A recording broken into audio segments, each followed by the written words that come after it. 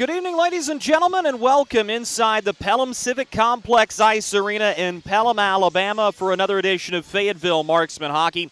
As tonight, the Fayetteville Marksmen take on the Birmingham Bulls in what promises to be a fun rematch after both teams had a solid contest last night. The Fayetteville Marksmen skated away to a 2-0 victory. Jason Pulaski logs his second shutout of the season, a 29-save blanking of the Bulls, despite the fact Birmingham had plenty of opportunities throughout the course of that hockey game. Mike Davis ricocheted one off the far side goalpost in the second period. Carson Rose hit the crossbar in the final 2 minutes of the third period. But the Fayetteville Marksmen penalty kill was solid as they went 5 for 5 last night and are a perfect 9 for 9 on the weekend, a man down. A couple of roster changes of note for you. Shane Bednard is considered a game-time decision this evening with an undisclosed concern. He did not see a ton of ice time in last night's game, which leads me to believe he may have been banged up in yesterday's contest, and Jason Pulaski will get the night off after the shutout victory last night. Stefano Durante will get the start in net this evening for the Fayetteville Marksmen. Meanwhile, for the Birmingham Bulls, a special evening in front of a good crowd. It'll be Charlie Brown Christmas night. That means the Marksmen will be back in black in their blackout uniforms, while Birmingham will be in their specialty Charlie Brown uniforms tonight that are light in color. Hayden Stewart is expected to get the start again tonight in net for Birmingham. He was solid last night, turning away 17 of 19 shots he faced in the losing effort. And really for the Bulls, you saw them put the hammer down, give a full 60-minute effort. It's just pucks didn't go into the back of the net, and that's something they're going to look to fix this evening in what promises to be a fun contest between these two rivals. Meeting number 4 of 7 between the two squads this year. We're going to pause for this quick commercial break. Coming back on the other side of it, you'll hear pregame comments from head coach Corey Melkert, and this is an interview you're not going to want to miss. That's coming up in 2 minutes and 30 seconds. This is Fayetteville Marksmen pregame. Experience the thrill of being a Fayetteville Marksmen season ticket holder and all the benefits that come along with it, including your same great seat for 28 or 14 home games, exclusive season ticket member events, and an opportunity to enjoy discounts on food and beverage and merchandise at the Crown Coliseum. Skate to marksmanhockey.com/season tickets to learn more. Welcome to Freddy's. How are you guys doing? Meetings. Lunch meetings all week, all salads. Bean salads, Quinoa salads. Heirloom salads. frisee salads. Sometimes the guy needs a Freddy's Original Double, Chicago Dog, and a Turtle Sundae. Make that 2, please. 3. Absolutely. If it's gonna be bad, it better be good. I've never tasted this good. Freddy's, the experience that puts a smile on your face and the taste that brings you back. Kelly, you need to unmute yourself. For some, it's just the sound of ice hitting heavy-duty plastic. But for us, it's the signal calling us back to the light. And to Greg's house, because he just got a new grill. Connecting to Hot Jams playlist. Welcome back, Bud Light legends. It's time to take summer by the coolers. Something big is coming. Something so big, it'll change the world of chicken sandwiches. Zaxby's new signature sandwich with Zax sauce or new spicy Zax sauce. Because the chicken sandwich war ain't over yet. The new signature sandwich. All the other little sandwiches can run along. We'll take it from here. Hey you. Are you hearing this but not seeing this? You can change that. Follow along with the entire season of Fayetteville Marksmen Hockey on Hockey TV. Visit hockeytv.com/subscriptions and get the SPHL TV package to watch every single Fayetteville Marksmen road game this year. That's hockeytv.com/subscriptions. We welcome you back to Marksman Pregame. Drew Blevins alongside the head coach of the Fayetteville Marksmen, Corey Melkert. Coach, you got the win last night, 2-0. You secure 2 standings points. How did you assess the way your team played in that game, though? Ugly. What are the major improvements that you're looking to make going forward in this contest tonight? Everything. Plain and simple as that tonight? Plain and simple, yep. You are having to look at a lineup that is still getting back to feeling how it's like to play with each other. Guys like Tanner Frey, Shane Bednard coming off the IR. Taylor Best is out of the lineup again tonight. When you look at the way that affects your forward chemistry, guys may not have been able to practice with each other on their certain lines. What's it been like for the boys to be able to get in touch with who they're playing with and be able to build that chemistry on their lines? Yeah, I mean, it's tough, but at the end of the day, it's, nothing new in this league, and, people are going to play with different people, and especially this year, it's been kind of crazy. I don't think there isn't anything we haven't seen this year, so just kind of got to keep it moving here and, come out hard. You told me yesterday with the addition of Kevin Kerr on the Birmingham bench, you expected them to come out with a big push early. They did. They were able to hold it on to it for 60 minutes. Is that something that you feel a little bit better prepared for tonight, having seen it once? I mean, we were prepared for it yesterday. We just didn't play well. So they're no longer... they're a detailed team. They're a good team, and I expect them to make a push. We can't just drop the puck and expect to win. We can't just drop the puck and go out there and play. We have to be detailed. We have to be structured, or plain and simple, we're just not going to get the results. Your penalty kill was perfect last night, 5 for 5. Was there anything special they did, or was that just the execution of the strategy you've been working on all year? No, I mean, it's good. I think obviously the addition of getting Tanner back and Shane back helps our PK a lot. So, I think the PK did a really good job yesterday. Hopefully keep it moving here today. I'd also heard you in passing talk about Wyatt Noski was coming on as a solid penalty killer for you guys. He seemed to have an uptick in minutes yesterday. What's it been about his game that's made him an asset for you guys in the last couple? Yeah, I mean, if he would get in shape, he'd be a really good player. But, I think for him, you just got to keep working. He's a really, really smart hockey player, and he knows, where to be on the ice and what to do. It's just a fact of getting in better shape, and, that's as honest as I can be for him.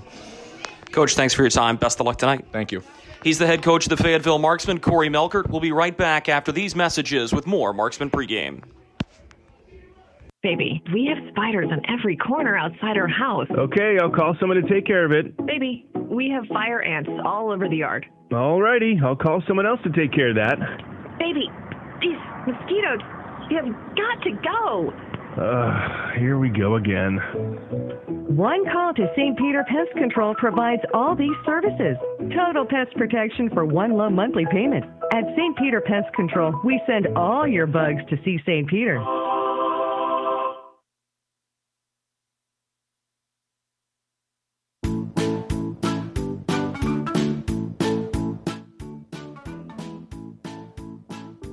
Marky?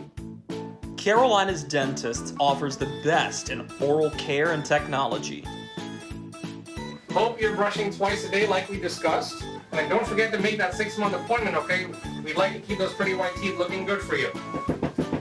Come experience positively different dentistry at Carolina's Dentist, the official dentist of the Fayetteville Marksmen. Kelly, you need to unmute yourself. For some, it's just the sound of ice hitting heavy-duty plastic. But for us, it's the signal calling us back to the light. And to Greg's house, because he just got a new grill. Connecting to Hot Jams playlist. Welcome back, Bud Light legends. It's time to take summer by the coolers. Something big is coming. Something so big, it'll change the world of chicken sandwiches. Zaxby's new signature sandwich with Zax sauce or new spicy Zax sauce. Because the chicken sandwich war ain't over yet. The new signature sandwich. All the other little sandwiches can run along. We'll take it from here. Hey you. Are you hearing this but not seeing this? You can change that. Follow along with the entire season of Fayetteville Marksman hockey on Hockey TV. Visit hockeytv.com/subscriptions and get the SPHL TV package to watch every single Fayetteville Marksman road game this year. That's hockeytv.com/subscriptions. We welcome you back inside the Pelham Civic Complex Ice Arena here in Pelham, Alabama, as the Fayetteville Marksmen prepare to take on the Birmingham Bulls in Game 3 of the weekend for the Marksmen. They're looking for their first 6-point, 3-game weekend sweep of the season here on Saturday night as we turn your attention to the SPHL standings. Huntsville continues their winning ways. They're up to 18-1-1 and 38 standings points. Still hot on their tail, the Quad City Storm, who are 14-2-2 with 33 standings points. Fayetteville is within striking distance of Knoxville, who is 13-3-2 with 28 standings points, now just 2 points ahead of the Fayetteville Marksmen, who are in sole possession of fourth at 13-6-0 and 26 points. Evansville and Pensacola tied for fifth. The Thunderbolts have one more win than Pensacola does, which puts them in fifth. The Ice Flyers in sixth. Peoria starting to track down everybody as the Rivermen are putting the pieces together in the state of Illinois. They're 8-3-4 with 20 standings points. Roanoke occupying the final playoff spot currently. They have 19 points after a win over Evansville last night in Roanoke. They have just scored at Berglund Center during their teddy bear toss night. So a good start for the Rail Yard Dogs as they look to cap off a 2-win weekend. Birmingham on the outside of the playoffs looking in at 3-14-4. They have 10 standings points. The Macon Mayhem are 3-15-1 with 7 points. And the Vermilion County Bobcats bringing up the rear of the league at 2-12-1 with 5 standings points, as the Bobcats are in action tonight on the road against the Peoria Rivermen in what promises to be a fun continuation of that rivalry in the state of Illinois. Here in Alabama, the Fayetteville Marksmen going through a little bit more adversity. They're without Taylor Best again tonight. He is expected to make his return on Thursday the 23rd at Roanoke. And Shane Bednard was deemed as a game-time decision by the training and coaching staff here for the Fayetteville Marksmen. He is not a starter like he was last night, and we'll be sure to keep a sharp eye on whether or not number 22 is on the ice this evening for the Fayetteville Marksmen. Meanwhile, in net, Stefano Durante will get the nod. He's the product of AIC, who lost here during his last start in SPHL play, an 8-5 loss for the Marksmen. Fayetteville was up 4-1 at the end of the first period in that contest. Birmingham, with an offensive surge, answered by scoring 7 of the last 8 goals in that hockey game to score what at that point was their second win of the season. They've only won once since that win over Fayetteville, their last win coming December 10th against the Vermilion County Bobcats at the David S. Palmer Arena. I thought Birmingham played a really good hockey game last night, because they allowed their stars to be stars. And the top line of C.J. Hayes, Carson Rose, and Mike Davis continues to be that stalwart top line group that's going to be responsible for the majority of the scoring. C.J. Hayes is a true speedster who can work his way down the wing and is shifty in space. Carson Rose has a deadly wrist shot, nearly tied the hockey game with 1 minute and 35 seconds to go in it last night. And Mike Davis is the team captain. He's the team leader in assists with 9 and the team leader in points with 19, or it was 14, begging your pardon. But right there is where you're going to see the majority of offensive impact made by this Birmingham group. Scotty Donahue is trying to come on. He scored a pair already. He's on a call-up from the FPHL's Carolina Thunderbirds. You look at Casey Kolzicki, who will be playing in his 13th SPHL game after he fell back down from the ECHL. He's somebody that, if he can get the engine going, can certainly be an asset for this Birmingham group.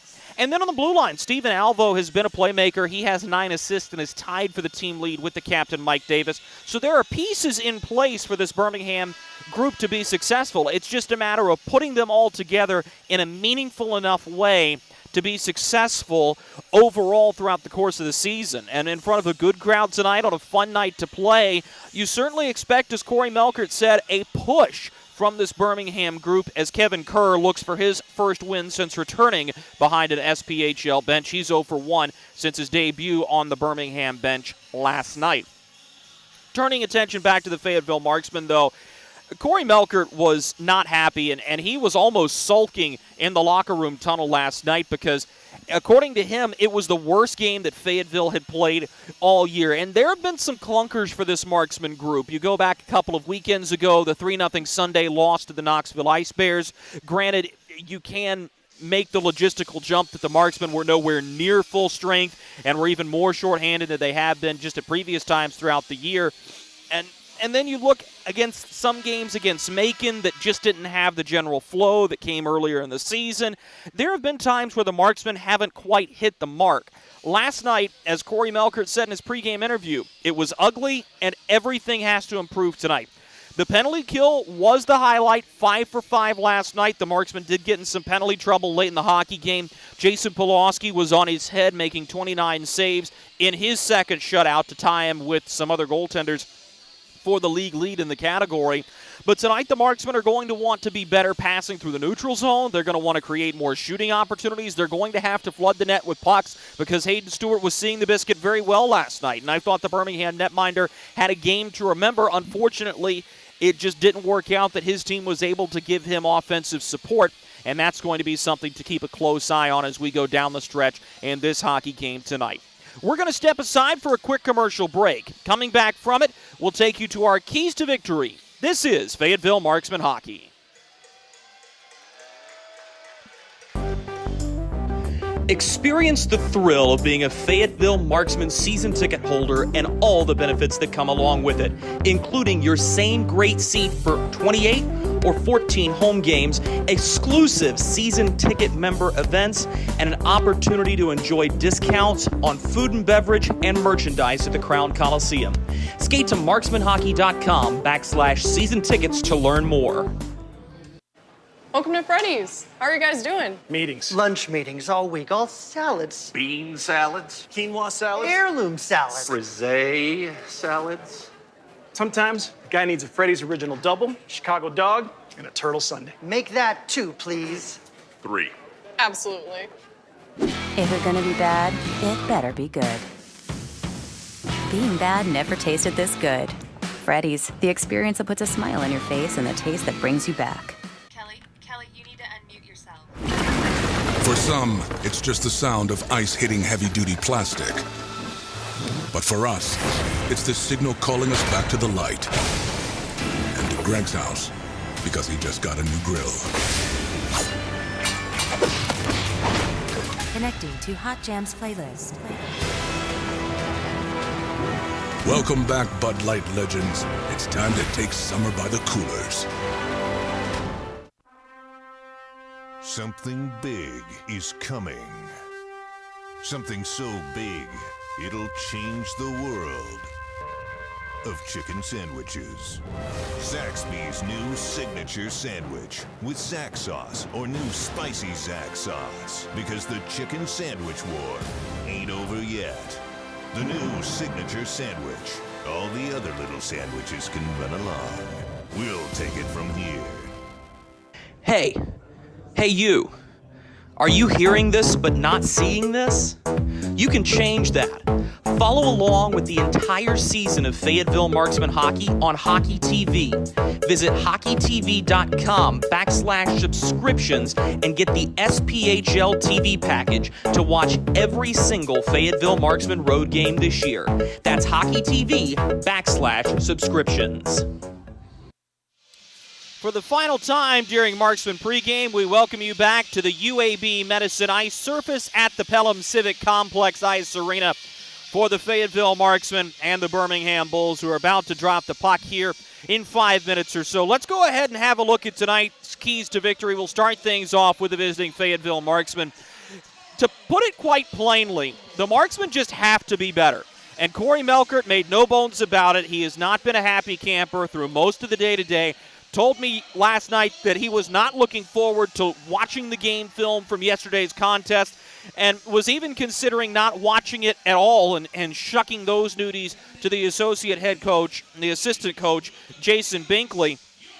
But the Marksmen just have to be better in every facet of the game. They've got to break the puck out better. They've got to make smarter passes. They've got to have more neutral zone presence. They've got to be able to put pucks on net. If you can name an area of the game, sans penalty kill and sans goaltending, that's something the Fayetteville Marksmen have to improve on tonight. And the other thing to keep an eye on for the Marksmen is just getting pucks on net. It's a rare day that the Fayetteville Marksmen get blatantly outshot. Well, they got blatantly outshot last night, 29-17. And that's something for the Marksmen, a season low in shots on goal that they're going to have to find a way to fix because Hayden Stewart sees the puck very well. If you allow him to watch it into his chest, he's going to make the save 99 times out of 100, and I thought he played really well last night. So Fayetteville is going to want to find a way to put pucks on net this evening. For the Birmingham Bulls, I still think something critical is they have to win the special teams battle. They had 5 opportunities on the power play last night. They were unable to convert on any of them. And when you look and consider the logistical jump that if they score once on the power play, this game goes to overtime, they get a standings point. What I always would say is if they score and see a puck go in the back of the net, perhaps they're able to use that momentum to create better chances down the stretch. They need to win the special teams battle, plain and simply. And the other thing is they have to maintain the aggression. I thought they gave a full 60-minute effort last night. They're going to look to continue that this evening. That'll do it for us during Marksman pregame. Puck drop between Fayetteville and Birmingham is next. Experience the thrill of being a Fayetteville Marksmen season ticket holder and all the benefits that come along with it, including your same great seat for 28 or 14 home games, exclusive season ticket member events, and an opportunity to enjoy discounts on food and beverage and merchandise. I'll see 'em. Skate to marksmanhockey.com/season tickets to learn more. Hey you. Are you hearing this but not seeing this? You can change that. Follow along with the entire season of Fayetteville Marksmen hockey on Hockey TV. Visit hockeytv.com/subscriptions and get the SPHL TV package to watch every single Fayetteville Marksmen road game this year. That's hockeytv.com/subscriptions. Something big is coming. Something so big, it'll change the world of chicken sandwiches. Zaxby's new signature sandwich with Zax sauce or new spicy Zax sauce. Because the chicken sandwich war ain't over yet. The new signature sandwich. All the other little sandwiches can run along. We'll take it from here. Kelly, you need to unmute yourself. For some, it's just the sound of ice hitting heavy-duty plastic. But for us, it's the signal calling us back to the light. And to Greg's house, because he just got a new grill. Connecting to Hot Jams playlist. Welcome back, Bud Light legends. It's time to take summer by the coolers.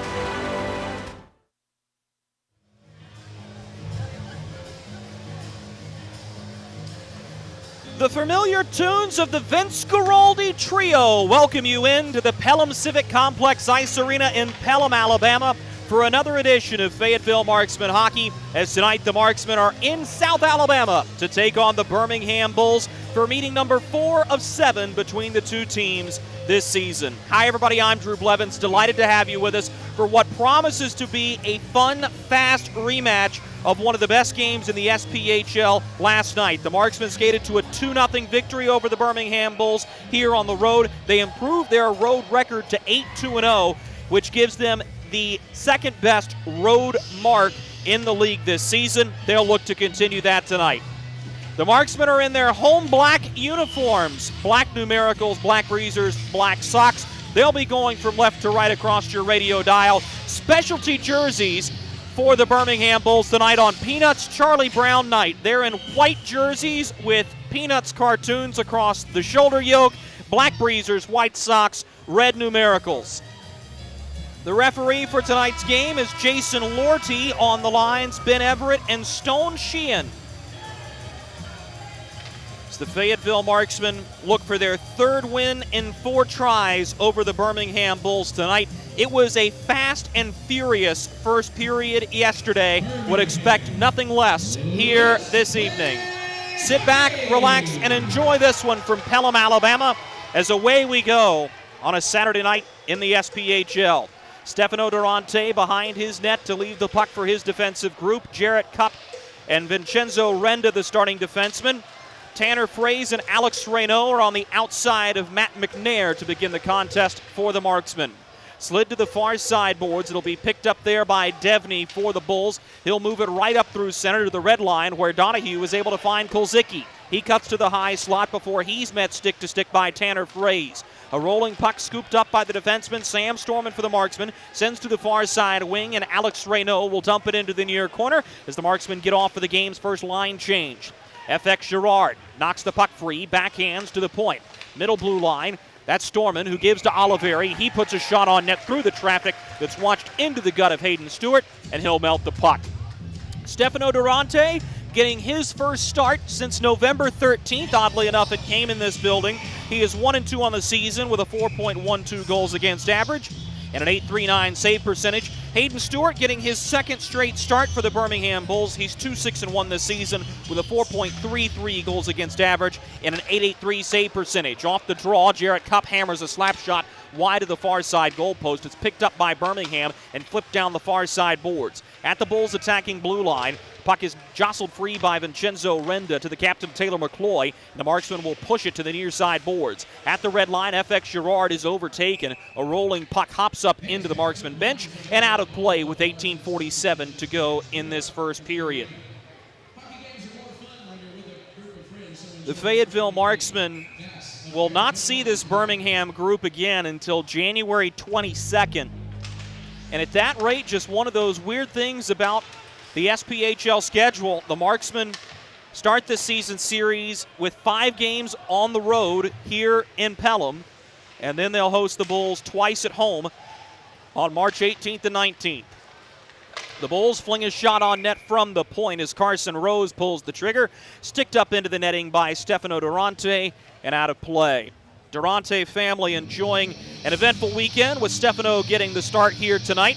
His younger brother, Luca, was just named the SUNYAC Goaltender of the Week earlier this week with his first career shutout over Buffalo State. Luca is the starting goaltender for SUNY Cortland and continues to help the Red Dragons to a strong start to their season.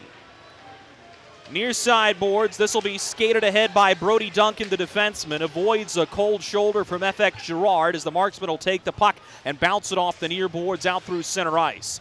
Taylor Mccloy gets to it at the attacking blue line and shoots it down the near boards all the way into the goaltender's trapezoid where Hayden Stewart will start things up. Puck held for a moment by C.J. Hayes as he'll send it out to the far side boards and Rose will dump it in. Behind the net, Harrison Harper, eyes up, probing, looking for his first breakout pass. Will work to the near side wing as he's got Bryce Farrell, who's initially taken down. From his knees makes a play forward with a puck, but it's taken away from him by David Nippert. Pass back through center, intercepted by the Marksman. Controlling here is Harper. Harper slides through the far side boards. The Marksmen are able to break it out. Farrell lost his footing again and is calling for a line change as the puck will drift all the way back down to Marvin Powell. As we told you yesterday, good to see Powell back on the ice after suffering a scary injury as he took a skate to the chin in the right side goal crease of a game 3 weeks ago. Down the near side boards, this one is hammered by Oliveri, blockered away by Hayden Stewart. Powell picks up the rebound in the slot. He'll skate it out to the safety of center as he's hog-tied by Tanner Fraze. Fraze takes the puck away, middle defensive blue line, passes to the far wing, Reynaud. Into the attacking zone, he floats a shot on net. Caught and held on to by Hayden Stewart, and we get a pause with 16:50 to go in the first period. Like we told you during Marksman pregame, getting shots on goal and getting them often is something the Marksmen are going to want to do. They had a game low for this season, 17 shots on net in yesterday's contest, and wanting to rectify the offensive situation from last night. Matt McNair will take the draw to the blocker side of Hayden Stewart. Far side face-off circle of the Marksman attacking zone. Slam to the near side boards where onto it is Scotty Donahue. He'll drop it back to his defensive group and push down to the far side for Alvo. He'll turn it behind the net for Kyle Gonzalez, the product of Northland College. Gonzalez steps to the near goal post, passes to the near side wing. Through center, Donahue brings the puck. He'll get some help from Alvo, but given away to the Marksmen at their blue line. Pass to the far wing. It's Matt McNair who scored last night. He fires a wrist shot wide of the far goal post. The rebound squirts to the near side boards. Line held by Tyson Kirkby. He moves it to the near side corner for Matt McNair. A puck on edge is corralled by McNair. Tried to shoot it, was met stick-to-stick by Stephen Alvo, who's able to bounce it up the near side boards and out. Bulls have it coming across the red line, up through center. Backhanded into the near wing corner by Joe Devaney, who gets off on a change. And the Marksmen go back to retrieve the puck. Don Oliveri from behind of Stefano Durante with 4 minutes gone by in this first period. Passes to the center, that's Taylor Mccloy. He cuts to the far side boards, carrying the puck himself. Lost it to C.J. Hayes, crossing the red line. Hayes will twist back into his own zone before giving it to Frank Schumacher, who will skate it directly behind of Hayden Stewart. Passes to the near side defenseman, that's Brody Duncan. He goes across the ice for the captain, Mike Davis. Davis, the product of Stevenson University, turns in the far side corner of the attacking zone. Tried to pass up to the point, lost his footing though, and lost the puck. Mccloy, looking for FX Girard, was unable to hit him with the pass. This will bounce off the near side boards, down beyond the goal line, icing against the Marksmen with 15:18 to go in the first period. Taylor Mccloy, the newly minted captain of this Marksman group.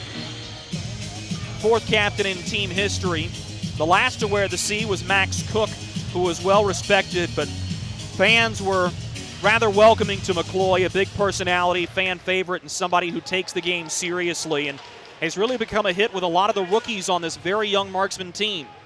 Fayetteville will forge into the near side corner of their attacking zone. FX Girard overtaken by C.J. Hayes, who slides a pass through the middle. Shot on goal by Rose from center ice.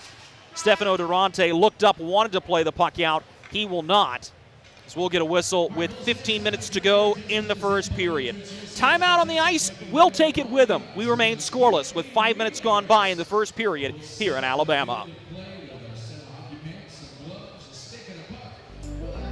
Experience the thrill of being a Fayetteville Marksmen season ticket holder and all the benefits that come along with it, including your same great seat for 28 or 14 home games, exclusive season ticket member events, and an opportunity to enjoy discounts on food and beverage and merchandise at the Crown Coliseum. Skate to marksmanhockey.com/season tickets to learn more. Well, for those of you who are watching along on Hockey TV, you're no doubt being entertained by a relay race where fans have to put on breezers, gloves, get a hockey stick, and try to put the puck in the net. But if you're watching along on radio, it's pretty good. And I think the young man who's taking the tortoise approach of the tortoise in the hare and walking the puck into the net is going to win this race as he loses his breezers down to his ankles. Just another night in the SPHL. 15 minutes to go in the first period. The Fayetteville Marksmen and the Birmingham Bulls knotted up in a scoreless tie. These teams put on a show in yesterday's contest. Birmingham did practically everything but put the puck in the net. They had 4 goal posts, had a couple of breakaways that they were unable to convert on. Jason Pulaski earns his second shutout of the season. Stefano Durante has already had to make a couple of stick saves in this hockey game, but the Marksmen have done a much better job of putting some offensive pressure on Hayden Stewart. Drifting back at center ice is Marvin Powell. He'll give to his defense partner, that is Sullivan, and will call for it right back. Moved up the near side boards to Austin Weber, who's given a rough ride by Bryce Farrell. Dumped in by the Marksmen into the goaltender's trapezoid as the Bulls will play it down the far side boards. Icing was initially called by the far linesman. That was Ben Everett, but Stone Sheehan waves it off at the Marksman blue line. Fayetteville will break it out on the near side boards. A pass directly up through center. A stretch play for Zach Boyle as he goes into the near side corner. Puck will be picked up by Stephen Alvo there, and he'll play it to the far corner. Bulls break it out to Joe Devaney, who has it on the near side boards. Devaney turns and works beyond the center ice face-off circle. Plays it off the far boards and goes into the far corner. Devaney looked to leave it for Scotty Donahue, but he's double-teamed. Donahue has to come to his rescue in that far corner. Knocked the puck free for Casey Kolzicki. 2-by-2, they battle directly behind of Durante. Kolzicki takes it up the near side boards to the near point. Alvo fires a wrist shot off a skate on the way through. Donahue now curls to the slot looking for Devaney. He can't get the one-timer off. Held by Sullivan. He's holding and looking and looking. Shot comes off of his stick, but it's blocked by Matt McNair. McNair, a sneaky good defensive player. Now up to the point. Alvo's one-timer in front. Misses wide to the far goal post. Kolzicki can't get it to go. Marksmen survived the first good scoring opportunity of the hockey game for Birmingham. Zach Boyle will work it ahead to Tanner Fraze. He'll finish the dump in as Alex Reynaud goes to the far corner to chase. You'll have an opportunity to learn more about Alex Reynaud during our first period intermission. At the red line, Don Oliveri will skate the puck himself. Shoots it wide of the far goal post and allows Mccloy to go chase. He fans on the puck. Debney takes it for Birmingham, lays it off the far side glass, and this is bounced to Casey Kulzicki. Crosses the attacking blue line far side, pulls up and looks for Carson Rose, cutting to the slot. The pass taken away. Taylor Mccloy will skate it ahead of the near side boards, cuts to the middle, could be a 2-on-1. Mccloy going to try to do it himself. He was met stick to stick at the last second by Brody Duncan on a good back-checking play by the former Menor icebreaker. Back behind the net, Tyson Kirkby reaching for the puck, delayed penalty upcoming. It'll go against Birmingham. Calling for it in the slot is Renda. His shot goes off of Carson Rose. Marksmen get to the rebound. 6-on-5 as Durante goes to the bench for the extra attacker. Push to the top, near side point. This is Jarrett Cupp. Skates along the blue line to the far side, leaves it in space for Vincenzo Renda. Renda out of Salve Regina University gives across for Bryce Farrell. He passed to the near side slot, ricocheted off of a Birmingham skate, and that is where the Bulls will touch it, and Brody Duncan is going to go off for a penalty here. Duncan will argue it.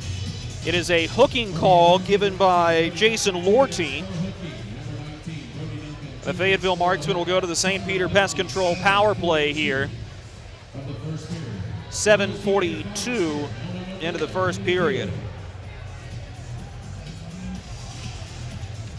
So Duncan for hooking will send the Marksmen to the St. Peter Pest Control power play.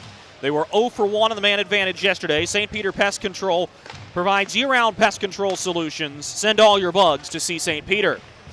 Near side face-off circle, Kirkby gives across the way to Mccloy. He sends it to the back door to Tanner Fraze, who scores.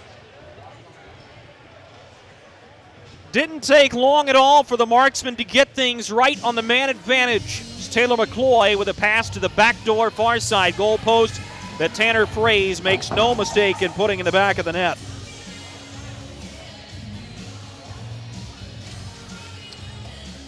In a word, that was pretty. It took 19 seconds for the Marksmen to take advantage of the power play. In a goal that will come at 8:01 into this first period, the Marksmen draw first blood.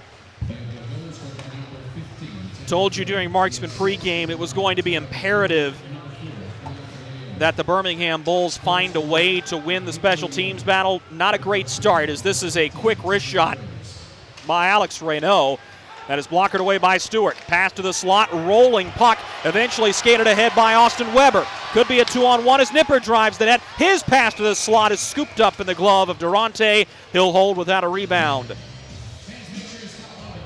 And that's something I thought that Birmingham did really well in last night's game. After Matt McNair scored early in the second period of the breakaway, Birmingham didn't look back. They controlled the pace of the play throughout the rest of the contest. But it's critical for the Marksmen to see something go right and something go in the back of the net.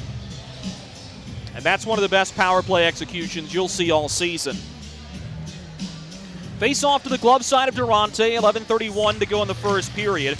Draw won by the Marksmen and push forward. Kirkby slides it to the near side wing as FX Girard's on his horse. To the near face-off circle, drops a pass to the slot, looking for Oliveri. Intercepted. Hand-man pass for Birmingham. It's Donahue who's one-on-one back, but Sam Storman shields him away with a weak shot that's sticked into the near corner by Durante. Pass to the point. Holding and looking as Schumacher fires a wrist shot. In traffic, puck is loose. Where is it? Durante says no. Got a piece of it with a blocker. To the back door. It still won't go. Birmingham robbed right in the goal mouth twice. Fayetteville survives right back out beyond the blue line. FX Girard skates it to the safety of center and shoots it all the way in as Stefano Durante was spread eagle in the goal crease to keep the puck out. Fantastic job by Durante on his best stop of the evening thus far. Birmingham looking for a little more. They lose the puck crossing into their attacking zone at the far blue line as Fayetteville will control in the form of Jarrett Cupp, product of Curry College. And the Colonel will send to Vincenzo Renda, who will center the puck to Matt McNair. Cuts to the near boards across the red line, lost the puck at the attacking blue line, and Carson Rose will bounce it back for Frank Schumacher. Schumacher looking for Duncan, touches for Carson Rose, feeling the pressure. He'll reset to Schumacher in the goaltender's trapezoid. Stretch play to Rose. Takes a couple of slashes, skates through it. Carson Rose leaves to Mike Davis, far corner. He sends a shot high over top the net. Durante got a piece of it with a catching side shoulder. Marksman unable to get the puck out. Davis hanging on to the puck. He'll get a little bit of help from Carson Rose, but not enough to prevent the puck to stay in the zone, as Davis will have to regroup at center. Backhands to Schumacher, who drives down the far wing. Sends a long wrist shot wide of the near goal post. It'll catch the boards as Kulzicki comes after the puck. He's knocked by Wyatt Noski, and we're going to get a penalty here.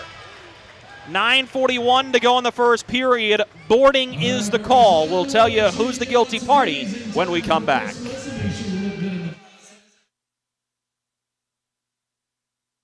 Hey you. Are you hearing this but not seeing this? You can change that. Follow along with the entire season of Fayetteville Marksmen hockey on Hockey TV. Visit hockeytv.com/subscriptions and get the SPHL TV package to watch every single Fayetteville Marksmen road game this year. That's hockeytv.com/subscriptions. Wyatt Noski to the penalty box for boarding. That'll put the Marksmen on the Freddy's penalty kill for the first time in this game. You can visit Freddy's Frozen Custard and Steak Burgers on Ramsey Street. And when you attend a Marksman game at the Crown Coliseum and the Marksmen kill off a penalty, everyone in attendance wins free custard courtesy of Freddy's. Well, the Fayetteville penalty kill has been great this weekend. They're a perfect 9 for 9 on the weekend. We're 5 for 5 last night. Noski for boarding, 9:41 to go in the first period. Face-off is won forward by the Marksmen, the length of the rink, and a good start to the kill. Birmingham's power play this season has scored 8 goals on 75 opportunities. That's good for 10.9%, 9th in the 11-team SPHL. Meanwhile, the Marksmen kill operating at just a hair over 85%, as they've killed off 60 penalties in 70 opportunities. They have the 7th best kill in the league overall. To the far side board, Scotty Donahue will skate to the far corner. A rolling puck on edge, eludes his stick, and the Marksman will get to it at the far hash marks and clear down the length of the ice.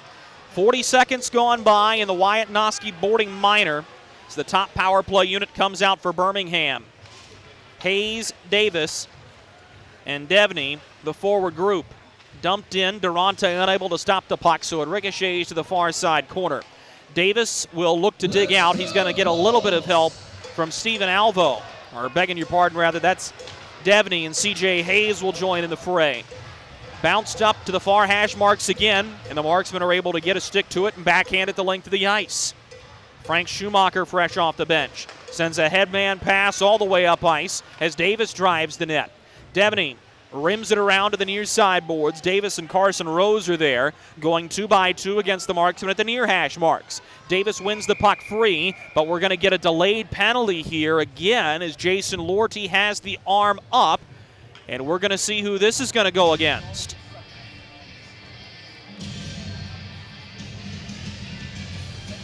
It's going to be Mike Davis for high sticking, and that will negate the Bulls' power play.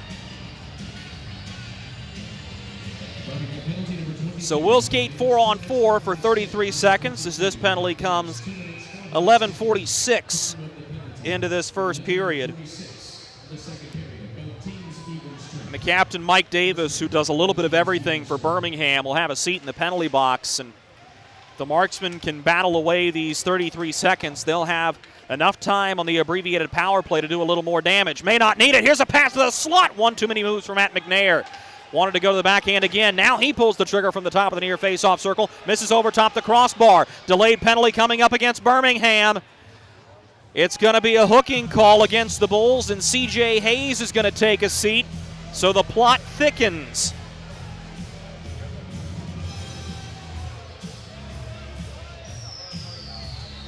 Hayes has not been one to spend a ton of time in the penalty box this season. At that time, he got caught with a stick in the midsection. This penalty comes 12:05 into the first period. So the Marksmen will go 5-on-3 for well over a minute and about 10 seconds as they win the draw. Jarrett Cupp hanging on to the puck, top of the near face-off circle, delivers a pass to the point for Oliveri, who will quarterback the power play. McNair across to Cupp, near face-off circle. to Oliveri at the far circle. He hammers a slap shot over top the net. The 5-on-3 begins as Wyatt Noski skates to the bench, and Alex Reynaud comes on. He's got it bottom of the near circle, pass to the top point, near side, Jarrett Cupp. Gives to Oliveri between the face-off circles. He'll send to the far side corner. Taylor Mccloy skates beyond the top of the circles. Gives to Oliveri. Hammers a one-timer. Hayden Stewart collects in his chest and holds. And you like Oliveri's confidence to pull the trigger there, and he's got a hard shot. And coming from inside that far face-off circle's top line, that can't feel good for Hayden Stewart. But there wasn't a lot of traffic in front of the net for the Marksmen. As we told you in Marksman pregame, Stewart sees it, he's going to stop it. Face-off will be to his blocker's side. It's one on goal, and a wise play by Kyle Gonzalez to push it under the glove of Stewart to get a whistle. Minute and 5 seconds to go on the 5-on-3 advantage for the Marksmen. They've had 2 of these situations so far this season, have been unable to score on either of them. Casey Kolzicki gets to the puck for Birmingham, looking for space, sends it around the glass near side. It hops over Cupp's stick, and it'll go all the way down to Durante. He'll push out for Jarrett Cupp, one of the 4 alternate captains on this Marksman group. He's one designated to wear the A when they're wearing their white sweaters. In black tonight, Oliveri fakes the slapper, pushes to the far side corner. Mccloy gives to the slot phrase to Oliveri now, top of the near face-off circle. Cup to Oliveri, one-timer, blocked by Kyle Gonzalez. The rebound squirts to the far side corner. Behind the net, Tanner Fraze and Alex Reynaud jostle the puck free. Jarrett Cupp will possess near side point. He walks to the top of the near circle, finds Alex Reynaud there. To between the face-off circles, Oliveri gives to the high slot for Fraze. Back for Oliveri, who will take it near the goal line, near side. Now to Fraze in the slot. His shot is blocked. It's underneath Kolzicki. Dug free as the Marksman had a chance at the far goal post, but Hayden Stewart slides across to prevent the puck from going in on the Mccloy bid. Now Oliveri to Mccloy on the back door, given to the slot. Fraze cannot push it in. Good stop by Hayden Stewart. Now Fraze has it near goal post. We go to 5-on-4. Oliveri fires. He scores! Don Oliveri on the power play from the far side face-off dot makes it 2-0 Marksmen.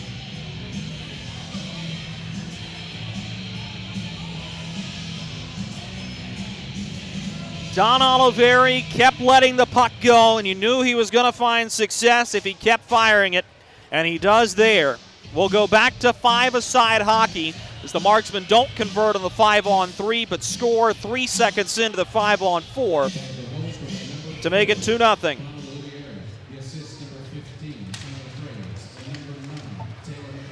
Time of that goal will be 14:53 into the first period. Tanner Fraze is going to get an assist on the marker, which means he'll have 2 points on the night. Birmingham looking to get back into it. Pass to the high slot for Austin Weber. Put it on goal, but misses just wide of the near post as Durante may have gotten a stick to it. FX Girard clears to the blue line, but not out. A bouncing puck held in by Austin Weber, but swept back ahead to FX Girard, who will skate to the bench side boards and dump it into attacking ice. Cleared there by Schumacher, who will give to the far side wing. That's Davis, who will dump it in. Line change upcoming. Dropped back to Sam Storman, who will play it up ice, looking for Farrell. Taken away from him, C.J. Hayes is in, drop pass, Durante with a huge stop in the butterfly, and a hard crash into the boards for Carson Rose. He's back up, although a little shaken, possessing the puck here. Carson Rose hangs on to it, near side boards, drops for Davis, gives to Rose, one-timer. He was met stick-to-stick by McNair, swept back to the slot. A bouncing puck ends up below the goal line. It'll be sent to the far side point. Here's a long drive from Marvin Powell. Davis to the rebound. Off-angle shot cleared off the leg pads of Durante. This is going to roll just to the side of the goalpost for icing against the Marksmen. No line change coming, but immediate timeout with 4:34 to go in the first period. The Fayetteville Marksmen lead the Birmingham Bulls 2-0. Something big is coming. Something so big, it'll change the world.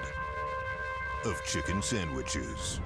Zaxby's new signature sandwich with Zax sauce or new spicy Zax sauce, because the chicken sandwich war ain't over yet.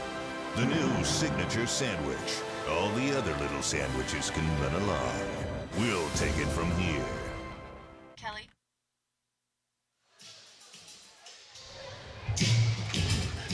4:34 to go in the first period. The Fayetteville Marksmen lead the Birmingham Bulls 2-0 on goals from Tanner Fraze and Don Oliveri. Corey Melkert remarked in his pregame comments that he was very glad to have Tanner Fraze back in the lineup, that he was helping in a lot of different areas. Fraze assists on the Oliveri goal. And Taylor Mccloy has a pair of helpers tonight as well. Bulls will have it in their neutral zone. They had it initially in the offensive zone, but taken away by the Marksmen. Fed to the far side boards. Casey Kolzicki works from the far side corner. Skates it up to the top of the far face-off circle, holding at the blue line. Long wrist shot through traffic, off the stick of Harrison Harper, and cleared back to the safety of center. Birmingham will retreat into their own zone to start things up again. Kolzicki will push to the far side defenseman. That's Kyle Gonzalez. Turning at the circle in his own zone. Finds Steven Alvo near wing. His pass ahead for Kolzicki misses as Kolzicki was taken down, but icing's waved off. I did not think Kolzicki touched that puck, but Stone Sheehan on the far side line disagreed. No icing. We'll keep going. Danny Licio for Birmingham. Backhands to Austin Weber, near side wing. Gives back for Licio, who fires a shot over the crossbar. Weber reaching out after it. A rolling puck is backhanded over top of a stick. And Brody Duncan will hang on to the puck in his own zone. To Licio near wing, and a cross-ice pass for Dave Nippert. Open space for Austin Weber, but he's offside. 3:22 to go in the first period. Still 2-0 Marksmen. Really good to see the Marksmen taking ownership of this hockey game and not really allowing the Bulls to ever sense any bit of momentum. And up 2 is a far cry from where the Marksmen were yesterday. They also have 11 shots on goal, which is over 50% of what they had in the game all day yesterday. Push to the far side wing as Alex Reynaud will drop for McNair. His one-timer caught and held on to by Hayden Stewart. 3:06 remaining in the opening frame. We remind you that the Fayetteville Marksmen will have their Operation Sellout game on Friday, December 31st.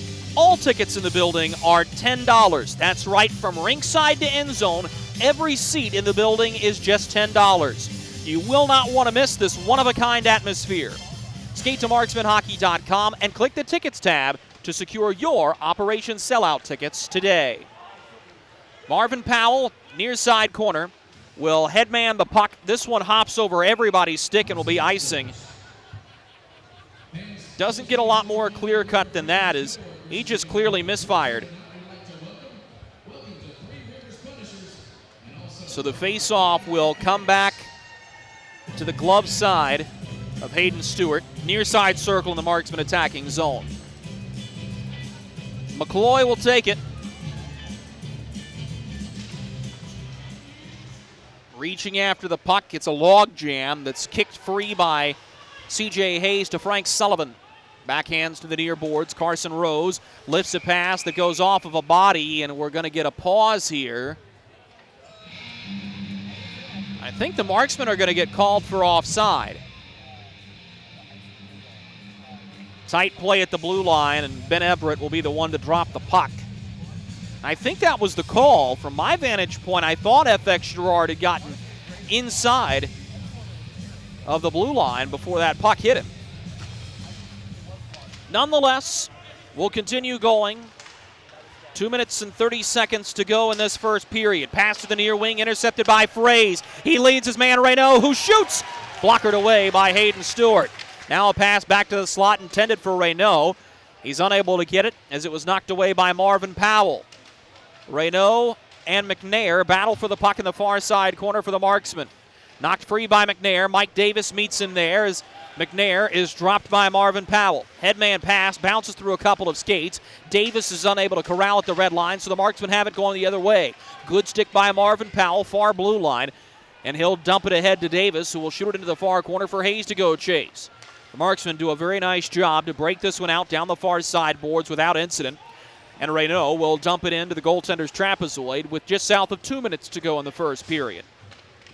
Pass to the far side boards will be backhanded up ice. This will roll all the way ahead. Kolzicki knocked the puck free initially. A little roller held on to for a moment by Devney, but he's dispossessed by FX Girard. He's on his horse down the far blue line. Girard into the attacking zone. Button hooks at the far hash marks. Leaves the puck into open space. Now pushed to the near wing as Mccloy will come back towards it. Loses possession, and the Bulls will fly it all the way down. Rolling puck corralled by Oliveri, who will skate behind of Stefano Durante. Headmans the puck for Tyson Kirkby, who golfs at it, but is unable to get it around of Brody Duncan, who will turn to his defensive partner. That's Frank Schumacher. A backhand pass to the far side boards. Devney will shoot it into the near side corner. Going after it is Austin Weber as he meets Vincenzo Renda in the near corner. Knocked back for Oliveri, who will find Tanner Fraze. Fraze keeps body positioning to backhand this one down below the goal line. Icing his wave as Stewart offered at it before pulling the stick back. Fraze reaching after the puck. Gets to it. Backhanded into the slot intended for Reynaud. It's intercepted. Now headman by Brody Duncan to Austin Weber. He flings a wrist shot on goal, taken care of by the stick of Stefano Durante. Behind the goal, Jarrett Cupp gets to the puck for the Marksmen. Skating it ahead, Cupp gains the red line and floats it in to attacking ice before allowing his forward group to get off on a change. 20 seconds to go in the first period with the Marksmen leading 2-0. Weber will settle things down for the Bulls, gains the red line down the near wing, shoots it behind the net. Jarrett Cupp will go to grab it. 5 seconds to go in the period. He finds Renda, who will break it out to the near side for Zach Boyle. That's FX Girard. Of no consequence as Girard shoots it down into attacking ice, and that is where the first period will come to a close. Shots on goal for the opening frame for the Fayetteville Marksmen, 13, and for the Birmingham Bulls, 10. Goals scored by Tanner Fraze and Dom Oliveri, with 3 Marksmen each having 2 points in this hockey game. Fayetteville leads by a pair. We'll be right back with our first period intermission report after these messages. This is Fayetteville Marksmen Hockey. Experience the thrill of being a Fayetteville Marksmen season ticket holder and all the benefits that come along with it, including your same great seat for 28 or 14 home games, exclusive season ticket member events, and an opportunity to enjoy discounts on food and beverage and merchandise at the Crown Coliseum. Skate to marksmanhockey.com/season tickets to learn more. Hey you. Are you hearing this but not seeing this? You can change that. Follow along with the entire season of Fayetteville Marksmen Hockey on Hockey TV. Visit hockeytv.com/subscriptions and get the SPHL TV package to watch every single Fayetteville Marksmen road game this year. That's hockeytv.com/subscriptions. Something big is coming. Something so big, it'll change the world of chicken sandwiches. Zaxby's new signature sandwich with Zax sauce or new spicy Zax sauce. Because the chicken sandwich war ain't over yet. The new signature sandwich. All the other little sandwiches can run along. We'll take it from here. Kelly, you need to unmute yourself. For some, it's just the sound of ice hitting heavy-duty plastic. But for us, it's the signal calling us back to the light. And to Greg's house, because he just got a new grill. Connecting to Hot Jams playlist. Welcome back, Bud Light legends. It's time to take summer by the coolers. Welcome to Freddy's. How are you guys doing? Meetings. Lunch meetings all week, all salads. Bean salads. Quinoa salads. Heirloom salads. Frisee salads. Sometimes a guy needs a Freddy's Original Double, Chicago Dog, and a Turtle Sundae. Make that 2, please. 3. Absolutely. If you're gonna be bad, it better be good. Being bad never tasted this good.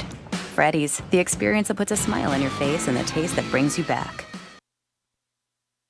Hey, it's Goldie from Good Morning Fayetteville for St. Peter Pest Control. They've been doing my pest control services all summer, and it's been wonderful not to have to deal with ants or mosquitoes the last few months. All that money I saved in calamine lotion. Ray and Preston St. Peter show up, they spray outside, but they also do in-home pest control. So if you have roaches or, dare I say, rodents, they'll take care of them as well, because the last thing you need is unwanted visitors making a nest in your Christmas decorations up in the attic. Call St. Peter Pest Control. They send all your bugs and pests to see St. Peter.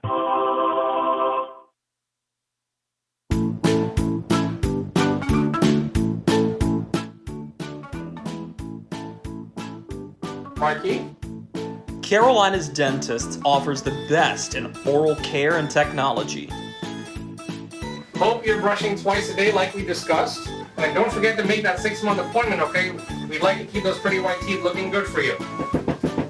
Come experience positively different dentistry at Carolina's Dentist, the official dentist of the Fayetteville Marksmen. We welcome you back inside the Pelham Civic Complex in Pelham, Alabama. The Fayetteville Marksmen leading the Birmingham Bulls by a count of 2-0. So we put this period on reset for you. The Marksmen power play, I wouldn't say has been struggling. They're operating at what Corey Melkert said was an acceptable percentage at a tick over 16%. Well, that's going to go up as they score a pair of power play goals. The first one coming 8:01 into the first period. Tanner Fraze gets his second goal of the weekend, his fourth of the season on the power play, just 19 seconds into a Brody Duncan minor for hooking. That goal assisted by Taylor Mccloy, who has his 6th assist of the season, and Don Oliveri, who quietly has his 12th and is now tied for the team lead in the assist category.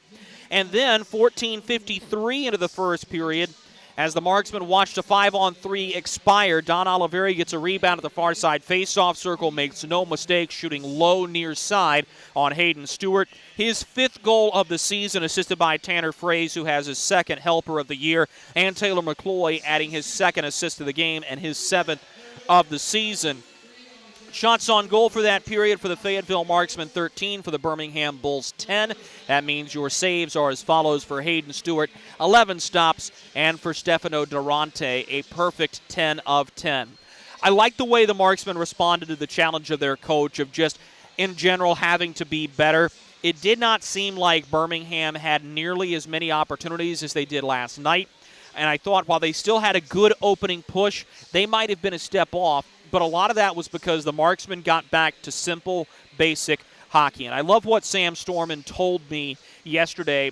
When you're having to play with new faces and looking at new guys, either as your defensive partner or as your forward line group, you've got to keep the game simple. And I thought the Marksmen did a very nice job of that, moving the puck into high percentage areas, keeping possession, shortening the passes, and creating a much more conducive opportunity to put the puck in the back of the net. We're going to step aside for a quick commercial break. Coming back from it, you'll get to hear from Alex Reynaud during our first period intermission interview. This is Fayetteville Marksmen Hockey. Look at our yard. So many anthills everywhere. Did you know that a single ant can live to be 29 years old? Really? Well, what about a married one? Seriously? But really, we need to fix the yard. St. Peter Pest Control handles all your mosquitoes, ants, spiders, cockroaches, and even rodents. St. Peter Pest Control provides full home pest protection and consistent treatment of ants and mosquitoes in your yard, too. At St. Peter Pest Control, we send all your bugs to see St. Peter. Something big is coming. Something so big, it'll change the world of chicken sandwiches. Zaxby's new signature sandwich with Zax sauce or new spicy Zax sauce, because the chicken sandwich war ain't over yet. The new signature sandwich. All the other little sandwiches can run along. We'll take it from here. Hey you. Are you hearing this but not seeing this? You can change that. Follow along with the entire season of Fayetteville Marksmen hockey on Hockey TV. Visit hockeytv.com/subscriptions and get the SPHL TV package to watch every single Fayetteville Marksmen road game this year. That's hockeytv.com/subscriptions. Kelly, you need to unmute yourself. For some, it's just the sound of ice hitting heavy-duty plastic. But for us, it's the signal calling us back to the light. And to Greg's house, because he just got a new grill. Connecting to Hot Jams playlist. Welcome back, Bud Light legends. It's time to take summer by the coolers. Welcome to Freddy's. How are you guys doing? Meetings. Lunch meetings all week, all salads. Bean salads. Quinoa salads. Heirloom salads. Frisee salads. Sometimes a guy needs a Freddy's original double, Chicago dog, and a turtle sundae. Make that 2, please. 3. Absolutely. If you're gonna be bad, it better be good. Being bad never tasted this good. Freddy's, the experience that puts a smile on your face and the taste that brings you back. Experience the thrill of being a Fayetteville Marksmen season ticket holder and all the benefits that come along with it, including your same great seat for 28 or 14 home games, exclusive season ticket member events, and an opportunity to enjoy discounts on food and beverage and merchandise at the Crown Coliseum. Skate to marksmanhockey.com/season tickets to learn more. Drew Blevins alongside Ford Alex Frano. Alex, first of all, what's it been like for you making the adjustment to the pro game here in the U.S. compared to playing in Europe? It's been quite the learning curve. I got here and I played a 3-3 right away, and back in Europe, in France where I was, you played 3 games in 3 weeks. So it's been a steady adjustment curve. It's a lot more physical, a lot faster here, smaller ice surface, but I think I've been doing the best that I can and trying to contribute in ways that we end up winning games more than we lose. So. You're also a product of a Canadian university at McGill. What would you say would be the biggest difference in your collegiate development compared to some of the other guys who have played NCAA D1 and D3 on the squad? I mean, one of the biggest things is, especially where I was, I had a lot of guys that played major junior beforehand, and up until a certain point, it's always been hockey first, school second, but it was honestly, they were pretty neck and neck tied for first when it came to school and hockey. So I'd say that, although, the D1 and D3 guys, to all their credit, I had a little cup of coffee in Junior A, and that's a really good league, and not minor hockey, but Junior A is still very, very good, and I've watched some D3 games and some D1 games, and that's some great hockey. So it's pretty comparable, but I would still say that, if we played a couple of games, McGill against, I think it was Yale, and we always kept it up with them. So it's cool to see it come full circle. Well, and you were talking about your junior development. You're a guy who's come out of the OHL, playing most of your OHL career with Sarnia. You were teammates with guys like Tony DeAngelo and Jordan Kyrou, and you also shared with me on Thursday that you lined up against Connor McDavid in the first round of the OHL playoffs. What does that experience mean when you're playing at this level, having seen and played alongside guys who are now in the NHL? It's pretty cool. Whenever you see a highlight pack or you see NHL stats and stuff like that, it is pretty cool to be able to say, or keep in the back of your mind that you have played against those guys. But with all things considered, I try to bring I know what it takes to get to a certain level, and this is a great starting block for me as this is my first professional year of hockey as well. So trying to put everything together, but yeah, it's definitely a cool memento to have. Feels like you're getting into a groove with a scoring touch, having a pair of goals already in your pro career. What's it been like fitting in with this roster and go ahead and getting to know your line mates and building chemistry off the bat? It hasn't been hard. The guys, most of these guys have played before and pro hockey, and they know how it works, and they've been helping me navigate my way through it. It's been really fun. The coaching staff here, it's unmatched. I don't think I've ever had such a great relationship with Corey and Banksy in my whole career. So they made that transition very easy, and it's just an open communication way, and that's something that, once you have it, you're very fortunate to have it, and then you look back and you see how much different it could have been at other spots. So, but no, it's been great. The guys in the room are unbelievable. Welcomed me with open arms the second I came in, and it's been a fun ride thus far, and I don't see it stopping anytime soon. Alex, thanks for your time. Thank you. That's Alex Reynaud, the Fayetteville Marksmen. We'll be right back with more Marksman hockey after these messages. Kelly, you need to unmute yourself. For some, it's just the sound of ice hitting heavy-duty plastic. But for us, it's the signal calling us back to the light. And to Greg's house, because he just got a new grill. Connecting to Hot Jams playlist. Welcome back, Bud Light legends. It's time to take summer by the coolers. Welcome to Freddy's. How are you guys doing? Meetings. Lunch meetings all week, all salads. Bean salads. Quinoa salads. Heirloom salads. Frisee salads. Sometimes a guy needs a Freddy's Original Double, Chicago Dog, and a Turtle Sundae. Make that 2, please. 3. Absolutely. If you're gonna be bad, it better be good. I've never tasted this good. Freddy's, the experience that puts a smile on your face and the taste that brings you back. Experience the thrill of being a Fayetteville Marksmen season ticket holder and all the benefits that come along with it, including your same great seat for 28 or 14 home games, exclusive season ticket member events, and an opportunity to enjoy discounts on food and beverage and merchandise at the Crown Coliseum. Skate to marksmanhockey.com/season tickets to learn more.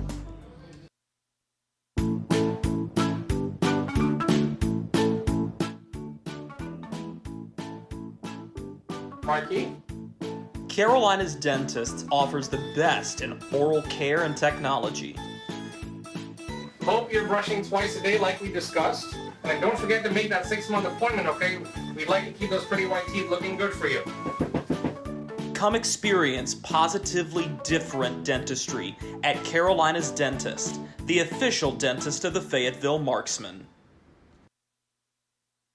Hey, it's Goldie from Good Morning Fayetteville for St. Peter Pest Control. They've been doing my pest control services all summer, and it's been wonderful not to have to deal with ants or mosquitoes the last few months. All that money I saved in calamine lotion. Ray and Preston St. Peter show up, they spray outside, but they also do in-home pest control. So if you have roaches or, dare I say, rodents, they'll take care of them as well, because the last thing you need is unwanted visitors making a nest in your Christmas decorations up in the attic. Call St. Peter Pest Control. They send all your bugs and pests to see St. Peter. Welcome back to Pelham, Alabama. Let's go for a quick trip around the world of sports. We'll start things off with another full slate of action in the SPHL. At the end of the second period, the Roanoke Rail Yard Dogs lead the Evansville Thunderbolts 4-0 on Teddy Bear Toss Night at the Berglund Center. Here's the shocker of the evening so far. The Macon Mayhem leading the Knoxville Ice Bears 2-0. And a strong start for the Mayhem, who are trying to right the ship, winning 3 out of their last 9 since losing to the Marksmen back on November 20th. Huntsville has taken a 1-0 lead on Pensacola from the Von Braun Center, and the one game that'll start in about 5 minutes, the Vermilion County Bobcats visiting Carver Arena and the Peoria Rivermen. A couple of college football bowl game scores from earlier today, and one that had important significance locally here in Birmingham. UAB upsets BYU in the Independence Bowl 31-28, forcing a late-game fumble and icing away the clock. In the roofclaim.com Boca Raton Bowl, the Western Kentucky Hilltoppers get by the Appalachian State Mountaineers 59-38 as Western Kentucky's quarterback sets the FBS record for most single-season touchdown passes. In the New Mexico Bowl, Fresno State leading UTEP 31-24. In the Jimmy Kimmel LA Bowl, Utah State has a 14-10 lead over Oregon State. Later on tonight, the R&L Carriers New Orleans Bowl will feature Louisiana Lafayette and Marshall. And in the Lending Tree Bowl, the Liberty Flames handling the Eastern Michigan Eagles 49-10. In the NFL, the Indianapolis Colts beating the New England Patriots 14-0, still early in that football game. Second period puck drop between the Fayetteville Marksmen and the Birmingham Bulls is next. This is Marksman Hockey. Baby, we have spiders on every corner outside our house. Okay, I'll call someone to take care of it. Baby, we have fire ants all over the yard. All righty, I'll call someone else to take care of that. Baby, these mosquitoes, you have got to go. Here we go again. One call to St. Peter Pest Control provides all these services. Total pest protection for one low monthly payment. At St. Peter Pest Control, we send all your bugs to see St. Peter.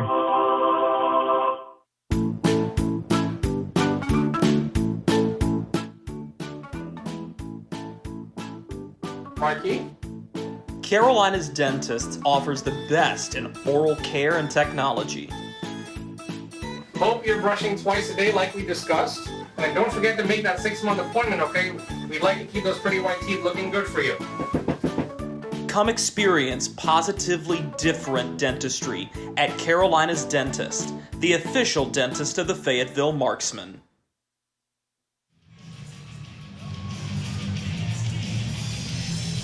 Welcome back to the Pelham Civic Complex in Pelham, Alabama. Nearly set and ready to go for period number 2 between the Fayetteville Marksmen and the Birmingham Bulls. Tanner Fraze and Don Oliveri scored in the opening frame to give the Marksmen a 2-0 lead, both coming on the power play. But no carryover penalties or power plays going into the second period. Marksmen will go from right to left across your radio dial here in period number 2. As the home crowd tries to energize this Birmingham group. Good turnout here on Peanuts Charlie Brown night in Birmingham. And away we go with the middle frame of regulation. This is Kyle Gonzalez for Birmingham, just ahead of the center ice face-off circle. He'll pass ahead for Scotty Donahue, who chips it into attacking ice. Puck is taken by the Marksman, but not cleared as Gonzalez holds the line, repaints the blue line with a pass to Alvo, who lays it behind the net for Donahue, sweeps it toward the cage, blocked away as Mccloy, the captain, will send to the far side boards for FX Girard. Cross-ice pass for Tyson Kirkby. He's held up by Gonzalez as the puck drifts behind the goal line. Alvo is the first there, lost the puck in front to Gerard Mccloy, who were vying for position. Bulls survive. Up through center, this is Devaney. Hangs on to it, top of the near face-off circle, rolls it into the near side corner. 2-by-2, they battle there. Picked up initially by Casey Kolzicki, who sends it right back into the traffic of the attacking near side corner. Kolzicki from the goaltender's trapezoid behind of Stefano Durante will send it up for Schumacher, who plays it back behind the net. A rolling puck taken by Devney at the trapezoid, sends it to the far side corner. Kolzicki back behind the net for Devney. He's unable to corral the pass. Schumacher holds the line for Birmingham. Behind the net for Donahue, touches for Devney. Looking in front for Kolzicki, cuts free of traffic, has to pass for Schumacher. Here's a drive, tipped on the way through and eventually blocked as the Marksmen survived at the blue line. Jockeying for position, Jarrett Cupp is able to bounce it out for Taylor Mccloy. Wisely tries to kill time, bobbing and weaving, but lost it to Brody Duncan. Headman pass for Mike Davis is over his stick. Durante shoots it off the end wall. Carson Rose chasing after the puck, unable to get it from Don Oliveri. Oliveri turns it over to C.J. Hayes, who looked for Rose in front of the net, taken away by the Marksman defense. Up through center, Davis blocks a pass, but right onto the stick of Mccloy, who gains the red line and shoots it in, getting off on a change. Behind the net, Schumacher trying to settle the puck, he does, but gives it away almost immediately. Behind the net, the Marksman taking control. This is Tanner Fraze all over his man. That's C.J. Hayes, who skates out of pressure. Hayes lost the puck at the red line, and Marvin Powell will have to chase back into his defensive zone to grab it. Powell will give to the far defenseman, that's Schumacher. Bounce to the far red line where it's taken by Carson Rose. Rose is unable to get it into attacking ice. The Marksman will grab it. This is McNair. Quick wrist shot turned out by Hayden Stewart. Schumacher gets to the puck for the Bulls. Found Davis, who will touch for C.J. Hayes. 2-on-2, Birmingham enters the attacking zone. Rose shoots one on net.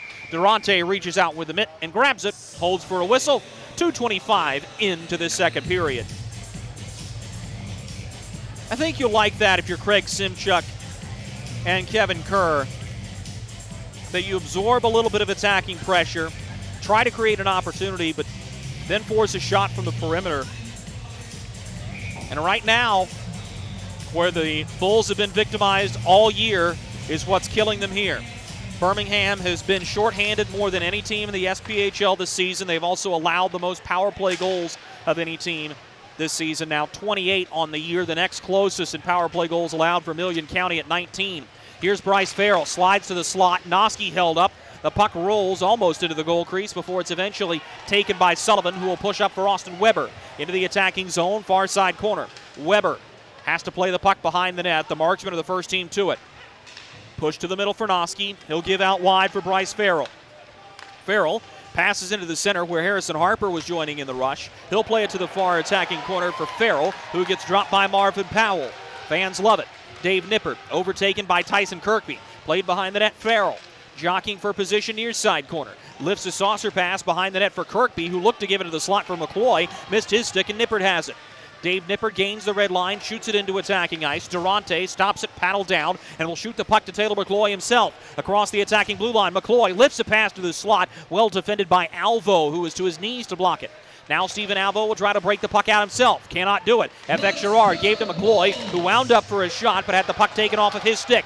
Now Birmingham with a chance. Near side boards, Devney nearly sprung a 3-on-2. Gives to Scotty Donahue, who fires from the top of the near face-off circle. Blockered away by Durante, and the rebound bounces to the near side boards. Tyson Kirkby finds Taylor Mccloy. He'll dump it into the far side corner as Alvo goes after it for Birmingham. Headman pass deflected on the way back by Don Oliveri, who prevented a breakaway from happening, and a solid defensive play by the Marksmen's number 4 with 16:02 to go in the second period. Don Oliveri out of Nazareth College, the Philadelphia, Pennsylvania native, is the oldest man on this Marksman team this season. And he's been on one of these Jekyll and Hyde roller coasters this season. I thought he played really well in Macon. Coaching staff remarked that they thought he had a turnover problem yesterday. That's a great defensive stick. Simple play that won't show up on the score sheet, but one where he's making a difference in favor of his team. Hard collision far side blue line as McNair took a rough ride down to the ice. Gonzalez pushes through center, corralled by Tanner Fraze, who will give to McNair on the far side boards. Headmans for Alex Reynaud. Into the attacking zone, gives a pass to the slot, looking for Fraze, who was unable to corral the puck. Behind the net, Stephen Alvo pokes it forward for Carson Rose, who will take it to the far side boards. 15:20 to go in the second period. Rose reaching after the puck as this is high up in the air. McNair holds the attacking zone, backhanding it, but right to Stephen Alvo for Birmingham. He chips this one sky high up in the air. It's on net, so icing is waved. Swept to the far side boards for Renda. He'll headman the puck. Brought ahead by Fraze, who gives to Wyatt Noski. Right back for Fraze. He shoots. Hayden Stewart makes the save and gives no second chance. See where Tanner Fraze's positional awareness makes a difference. And he's been solid in his return. Boyle, Noski, and Farrell will be the forward group out. So Wyatt Noski will toe in to the face-off circle. Thought he had a good night last night in the circle, but loses this one here. Birmingham breaks it out to the near side boards as Dave Nippert will gain the red line and shoot it to the far side corner. Austin Weber the first in, engaged by Wyatt Noski. The Marksman will get to the puck. This is Zach Boyle. Backhands up the near side boards to Noski, who gains the red line, takes a hard shoulder from Nippert and is able to dump it in. Behind the net, Brody Duncan will skate it ahead for Birmingham. Slides to the far side boards as Weber carries it in, but Nippert was a step too anxious and is offside.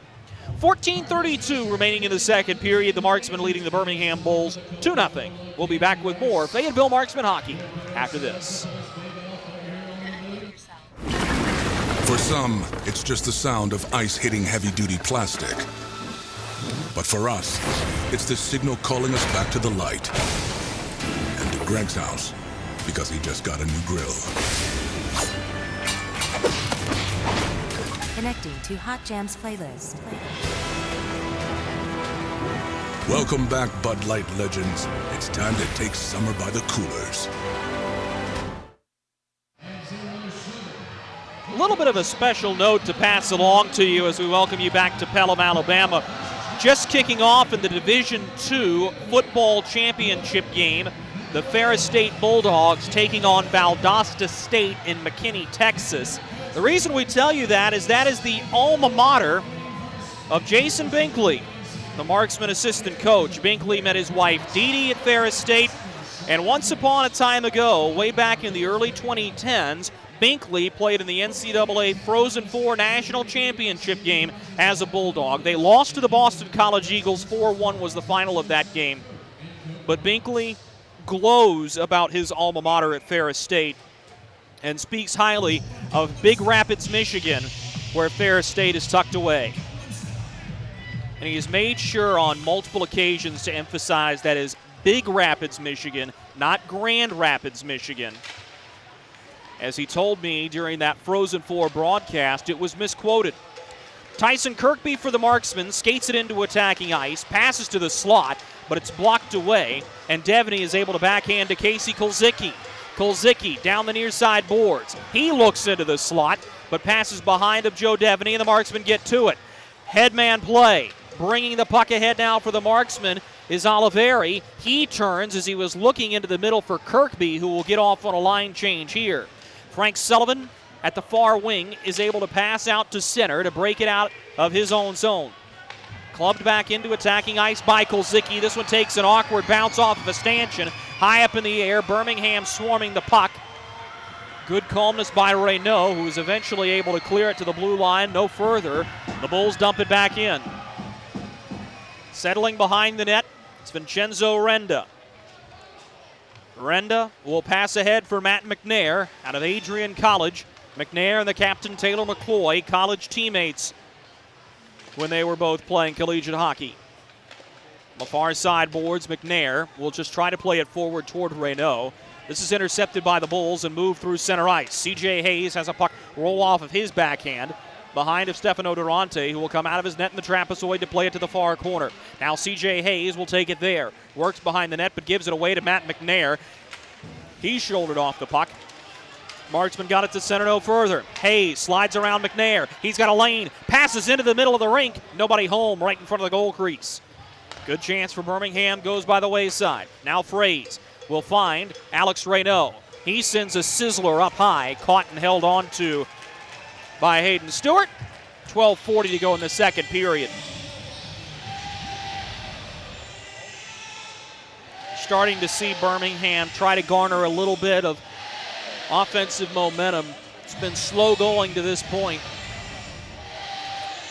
Face-off will be to the blocker's side of Hayden Stewart. One back to Alexis Girard, who will look to play it below the goal line. He's unable to do so. Dave Nippert gives it away to Bryce Farrell. Line held by Alexis Girard. Bounces a pass back toward the high slot that's intercepted and dumped all the way in where Austin Weber will go to grab it. Weber tried to leave it in the near side corner, looking for a little bit of help from Danny Licio. It never came. Harrison Harper for the Marksmen will break it out to the far boards.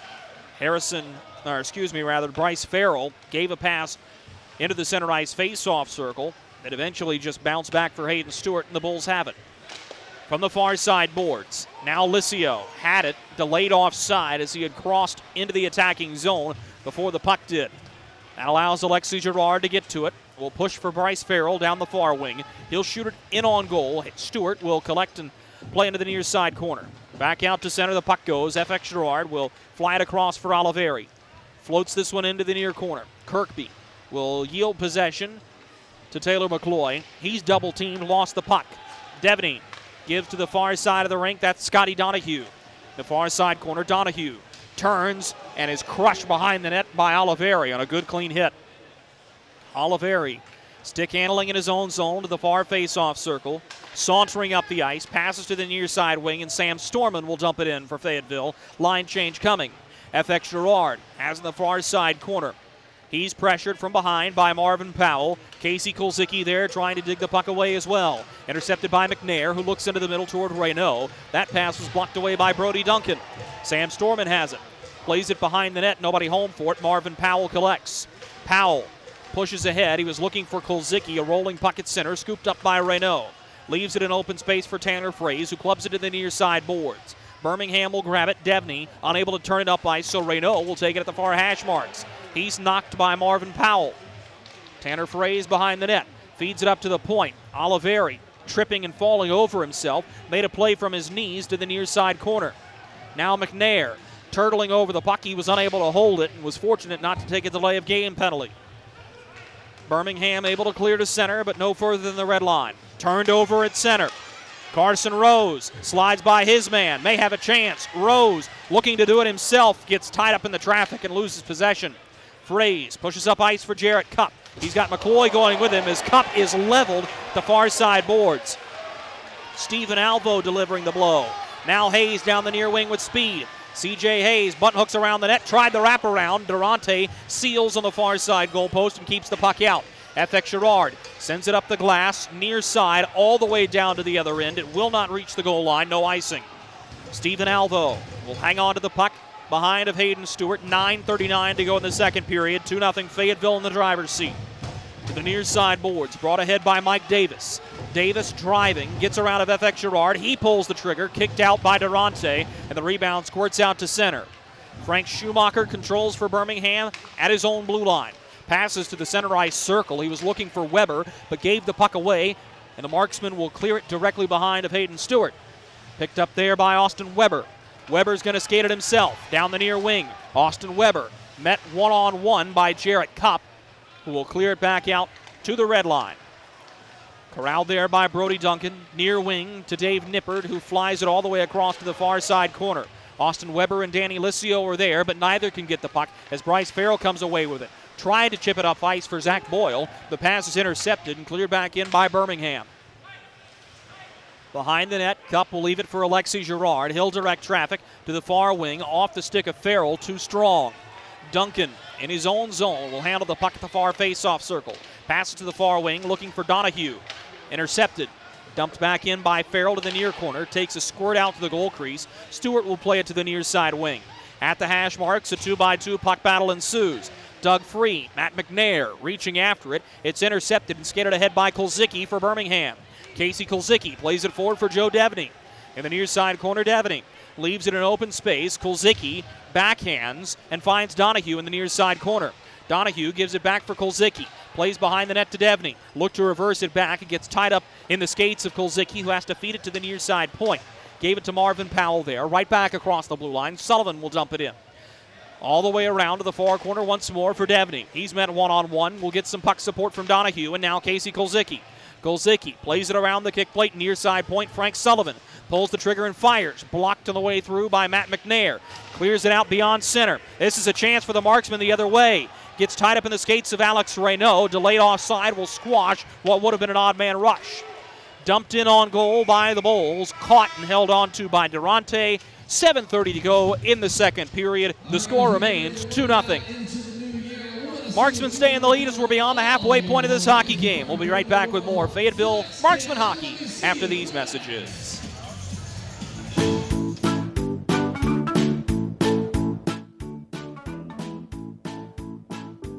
Mikey? Carolina's Dentist offers the best in oral care and technology. Hope you're brushing twice a day like we discussed. And don't forget to make that 6-month appointment, okay? We'd like to keep those pretty white teeth looking good for you. Come experience positively different dentistry at Carolina's Dentist, the official dentist of the Fayetteville Marksmen. 7:30 to go in the second period. The Fayetteville Marksmen in the driver's seat against the Birmingham Bulls, 2-0. Tanner Fraze and Don Oliveri scoring in the first period. No goals here in the middle frame of regulation. Stefano Durante has turned away all 13 Bull shots he's faced. Marksmen have scored twice on 16 shots on Hayden Stewart. Face-off is in the Birmingham Bull zone. They win it. Here's his shot, blocked on the way through. Davis to his own rebound. Stefano Durante grabs it in the catching glove and does not give a second chance opportunity. Strong play to the net by Mike Davis, product of Stevenson University. And a really good drive to the net there. Davis isn't the biggest guy in the world, but he is a strong hockey player. C.J. Hayes will take the face-off for Birmingham to the glove side of Durante. Wins it to the point. Gonzalez winds and fires off the inboards. Takes a hard hop. Durante had the stick knocked out of his hands as the puck bounces up to center ice once again. Good play made by FX Girard, but he lost it to Steven Alvo, who tried to play it up ice, was thwarted there, and will backhand instead to Kyle Gonzalez. Gonzalez swings to the far defenseman Alvo in his own zone. Played ahead to CJ Hayes, who chips it up ice for Mike Davis to go chase. He pressures Jarrett Cupp. Puck knocked free. Hayes after it. Has it on his backhand. Looked to give a pass to the slot. It's intercepted. Girard will carry it ahead for the Marksmen. Gets it up beyond the red line and will float it ahead. Steven Alvo retrieving for Birmingham. Forehanded up the far side boards. He was looking for Austin Weber. Never hit him.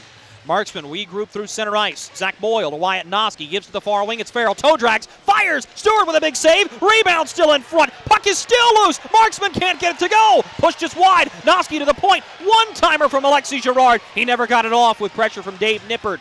Great opportunity for Fayetteville, and Hayden Stewart with a huge save. Another stick goes flying as we've got a yard sale the far face-off circle. Somebody's lost a helmet. Somebody's lost a stick. Taken by Alexis Girard. He pulls the trigger just wide of the near goal post. To the far side point now. Reset for Harrison Harper. To Alexis Girard. Turns it back for Harper. Finds a wing. That's McNair at the bottom of the near face-off circle. But the pass back to the point is intercepted. Birmingham survives to center as the former Bull, Harper, slams it back down the far side boards and into attacking ice. Behind the net, Birmingham is the first team to it. They'll skate it up ice. Bulls lay it to the near side boards. This puck is carried into attacking ice by Danny Licio. Gets it ahead of the blue line, but will turn the puck over to Matt McNair, who spins off the far goal post with speed. Will drop for Don Oliveri. Oliveri will charge ahead. 3-on-3, the Marksmen enter the attacking zone. Sent off the end wall, Reynaud will forehand into open space. Fraze there to chase the puck, unable to hold the line. But Oliveri can, at the red line, forehanding it back into the attacking zone with 5 minutes to go in the second period. From behind the net, Frank Schumacher will send it to the near wing for Devney. Headman pass for Scotty Donahue. Icing is waved as Donahue wins the foot race. Donahue will take the puck behind the net. He's got a lane. Held up as Devney will give to Donahue, who will find Kolzicki top of the near circle. Casey Kolzicki playing pitch and catch to the blue line. Turns one toward the net. Blocked by Sam Storman. Storman turns the puck over to Joe Devney. He'll work behind the net. Devney feeds it to the far side point. Duncan fakes the slap shot. Sidesteps FX Girard. He sends it off angle shot that was blocked by Girard. Duncan maintains control of the puck. He turns and fires. Durante says no with the glove side leg pad. Near side face-off circle, Casey Kolzicki flies it across for Brody Duncan at the point. Kolzicki with a one-timer, turned out by the blocker of Durante. FX Girard to the rebound. Marksmen are clearly gassed. Mccloy floats it up to center. Glove down by Brody Duncan, who puts it right back down to his stick. No change coming for the Marksmen. Brought back into attacking ice by Casey Kolzicki near side. Rolls it toward the net. Carson Rose unable to corral it. Storman shouldered by Mike Davis. Here comes the top group out for Birmingham. Davis feeds it to the point for CJ Hayes. The pass was blocked by Zach Boyle. He's calling for a change here. 2 Marksmen get off. 3 Marksmen get off. Herculean effort by the Marksmen defensive group. Now Rose fires. Turned out by the blocker side leg pad of Durante. In the far side corner, CJ Hayes is able to get the puck forward, but not high enough as the Marksmen take it back the other way. This is Alex Reynaud into attacking ice. Reynaud has McNair going with him. He wraps at the far post, sticked away by Hayden Stewart, and he'll freeze the rebound with 3:30 to go in the second period. Good chances both sides as the goaltenders continue to put on a show here this evening. 2-0, a Marksman lead. Baby, we have spiders on every corner outside our house. Okay, I'll call someone to take care of it. Baby, we have fire ants all over the yard. Alrighty, I'll call someone else to take care of that. Baby, these mosquitoes, you have got to go. Here we go again. One call to St. Peter Pest Control provides all these services. Total pest protection for one low monthly payment. At St. Peter Pest Control, we send all your bugs to see St. Peter.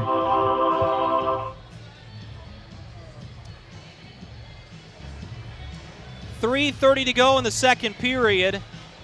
The Fayetteville Marksmen leading the Birmingham Bulls 2-0.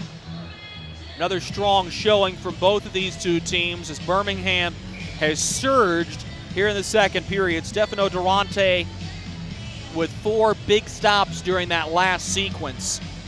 Hayden Stewart with a couple in his own right. And he'll tend to the goal to our left. Face-off's going to be to his glove side.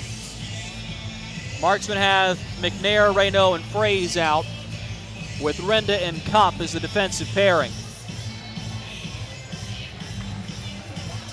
Reynaud works to the inside wing.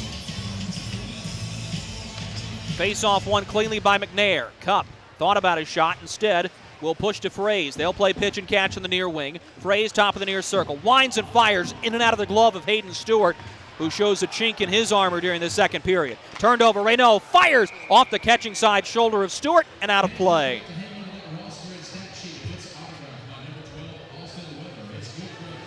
Alex Reynaud with a very quick release. Hayden Stewart using every bit of his frame to stop that from going in. Hayden Stewart has a fun tie to another goaltender on the Fayetteville Marksmen squad. That's Jason Pawlowski, who got the shutout last night. Those two were teammates with the Indiana Ice of the USHL in 2013 and 2014, actually won the Clark Cup as teammates. Here's a drive that came in over top the net from Tyson Kirkby, and the rebound will catch the kick plate and all the way back down toward Bulls attacking territory. FX Girard digs it away off the bench side boards. It's moved up for Taylor Mccloy, who plays it up across the attacking blue line no further. Now Hayes down the near wing. He likes the spot. Looking to drop it back for Austin Weber. Instead is forced to play it toward the net. Durante sniffs it out and will melt the puck. 2:34 remaining in the second period. The Marksmen hanging on to a 2-0 lead with Tanner Fraze and Don Oliveri scoring in this hockey game. Both those goals coming in the first period, though.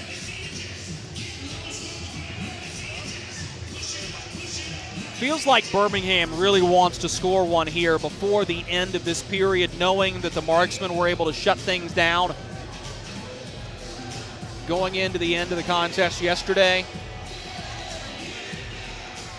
And the Marksmen have had good success in the first period, and they've had good success in the third. It's been the second where things have kind of fallen apart historically, and trying to shore that up this weekend. Nippard dumps it in for Birmingham, far side corner. It'll be picked up by Harrison Harper for Fayetteville. Looks up for Reynaud, who is able to move it ahead for Tanner Fraze, but just out of his reach, so here come the Bulls. Down the far side glass, Brody Duncan will go to chase, or excuse me, that's Dave Nippard. He's knocked from his feet, and the puck is pushed to Tanner Fraze. Centers to Don Oliveri, who finds the near wing Reynaud. He'll play it into attacking ice, where McNair will go to chase. Centers for Kirkby, looking for a shooting lane, but he fielded the puck on his backhand and wasn't able to corral it quickly enough. Just south of 2 minutes to go in the second period, 2-0 Fayetteville. The goaltender's trapezoid, Hayden Stewart, leaves it in open space. Duncan moves it up for Dave Nippard. Ahead of the red line, he'll shoot it in down the near side wing. Catches the kick plate. Behind the net, Durante will leave it in open space. Held there by Don Oliveri.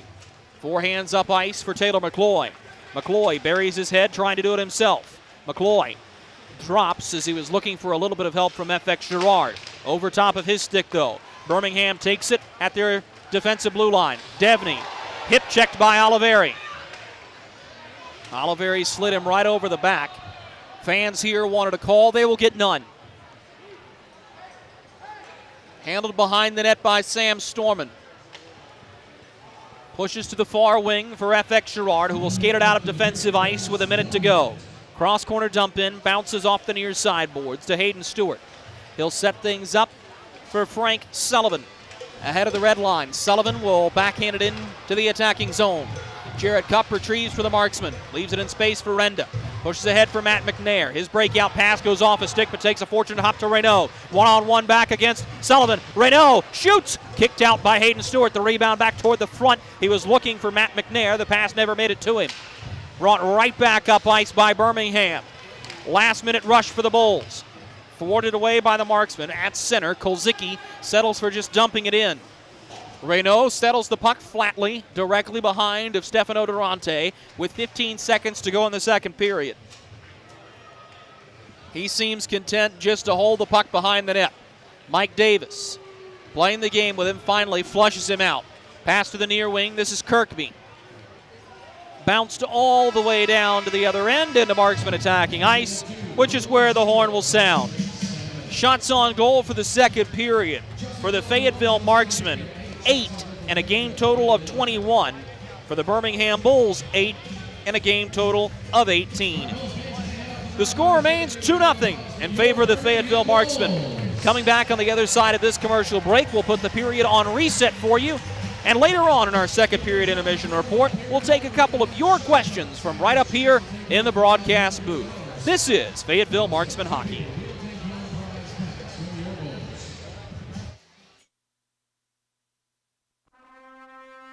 Something big is coming. Something so big, it'll change the world of chicken sandwiches. Zaxby's new signature sandwich with Zax sauce or new spicy Zax sauce. Because the chicken sandwich war ain't over yet. The new signature sandwich. All the other little sandwiches can run along. We'll take it from here. Hey you. Are you hearing this but not seeing this? You can change that. Follow along with the entire season of Fayetteville Marksmen Hockey on Hockey TV. Visit hockeytv.com/subscriptions and get the SPHL TV package to watch every single Fayetteville Marksmen road game this year. That's hockeytv.com/subscriptions. Kelly, you need to unmute yourself. For some, it's just the sound of ice hitting heavy-duty plastic. But for us, it's the signal calling us back to the light. And to Greg's house, because he just got a new grill.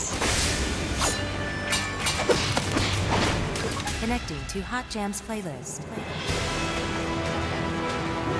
Welcome back, Bud Light legends. It's time to take summer by the coolers.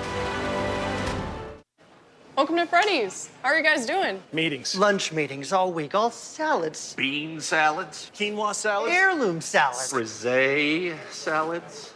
Sometimes a guy needs a Freddy's Original Double, Chicago Dog, and a Turtle Sundae. Make that 2, please. 3.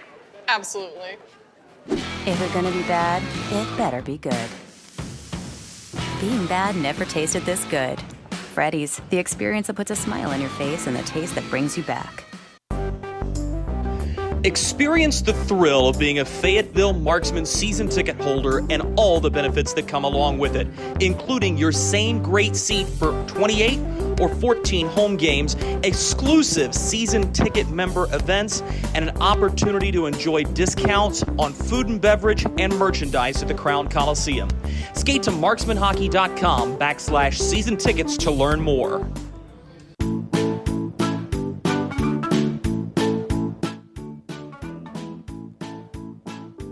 Mikey? Carolina's Dentist offers the best in oral care and technology. Hope you're brushing twice a day like we discussed. And don't forget to make that 6-month appointment, okay? We'd like to keep those pretty white teeth looking good for you. Come experience positively different dentistry at Carolina's Dentist, the official dentist of the Fayetteville Marksmen. Hey, it's Goldie from Good Morning Fayetteville for St. Peter Pest Control. They've been doing my pest control services all summer, and it's been wonderful not to have to deal with ants or mosquitoes the last few months. All that money I saved in calamine lotion. Ray and Preston St. Peter show up, they spray outside, but they also do in-home pest control. So if you have roaches or, dare I say, rodents, they'll take care of them as well, because the last thing you need is unwanted visitors making a nest in your Christmas decorations up in the attic. Call St. Peter Pest Control. They send all your bugs and pests to see St. Peter.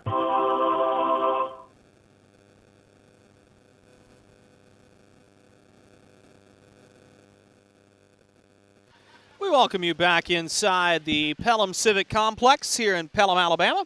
Drew Blevins alongside you as the Fayetteville Marksmen have a 2-0 lead over the Birmingham Bulls. Really a period that's not going to factor in at all on the score sheet except for in a handful more shots on goal. Both teams even in the category, 8-8. And I thought Birmingham was going to garner a little bit more momentum than they did. But the whole thing is the Marksmen have done a lot better job playing positional defense, and I think that goes a long, long way for this group specifically. If they're able to stay in good position, they're going to put themselves in a good spot to win most hockey games that they play. And I really liked what the Marksmen did in the first period, but it seemed like they were either met with a better defensive challenge by the Birmingham group here in period number 2, or conversely, they let their foot off the gas a little bit. And whether it's one or the other, it doesn't really make a difference, because the fact of the matter is the second period has not been friendly to the Fayetteville Marksmen this season. They've only scored 15 goals in 20 games in the second period, and that's not terrible. But to put it in perspective, this weekend and the weekend against Macon, November 19th and November 20th, are the only times in any matchup over the course of a week or a weekend, however you denote SPHL scheduling, it's the only time they've scored 4 goals in the second. And that's something where the Marksmen are going to have to be a little bit better than they have been over the course of the season, is finding a way to be stronger in the second period. As it stands, this sets us up for a very fun third period once again. Birmingham has found new energy and new life with Kevin Kerr as the associate head coach. And as you can see, it's an energized group, it's a scrappy team, it's a physical team. And Birmingham is still right in this hockey game, which for a team that is out of the playoffs right now, I think that's all you can ask as this game progresses and as the season goes on. Stay in hockey games, try to steal it at the end. We'll step aside for a quick commercial break. Coming back from it, we'll take a couple of your listener-submitted questions right here in the broadcast booth. This is Marksman Hockey.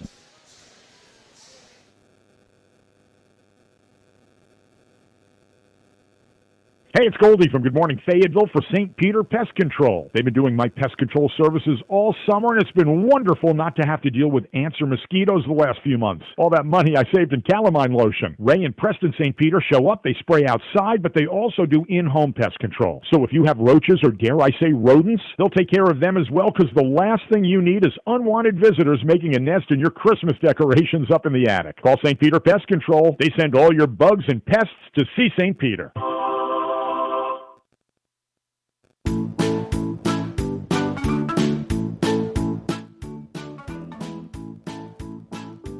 Mikey? Carolina's Dentist offers the best in oral care and technology. Hope you're brushing twice a day like we discussed. And don't forget to make that 6-month appointment, okay? We'd like to keep those pretty white teeth looking good for you. Come experience positively different dentistry at Carolina's Dentist, the official dentist of the Fayetteville Marksmen. Something big is coming. Something so big, it'll change the world of chicken sandwiches. Zaxby's new signature sandwich with Zax sauce or new spicy Zax sauce. Because the chicken sandwich war ain't over yet. The new signature. All the other little sandwiches can run along. We'll take it from here. Experience the thrill of being a Fayetteville Marksmen season ticket holder and all the benefits that come along with it, including your same great seat for 28 or 14 home games, exclusive season ticket member events, and an opportunity to enjoy discounts on food and beverage and merchandise at the Crown Coliseum. Skate to marksmanhockey.com/season tickets to learn more. Kelly, you need to unmute yourself. For some, it's just the sound of ice hitting heavy-duty plastic. But for us, it's the signal calling us back to the light. And to Greg's house, because he just got a new grill. Connecting to Hot Jams playlist.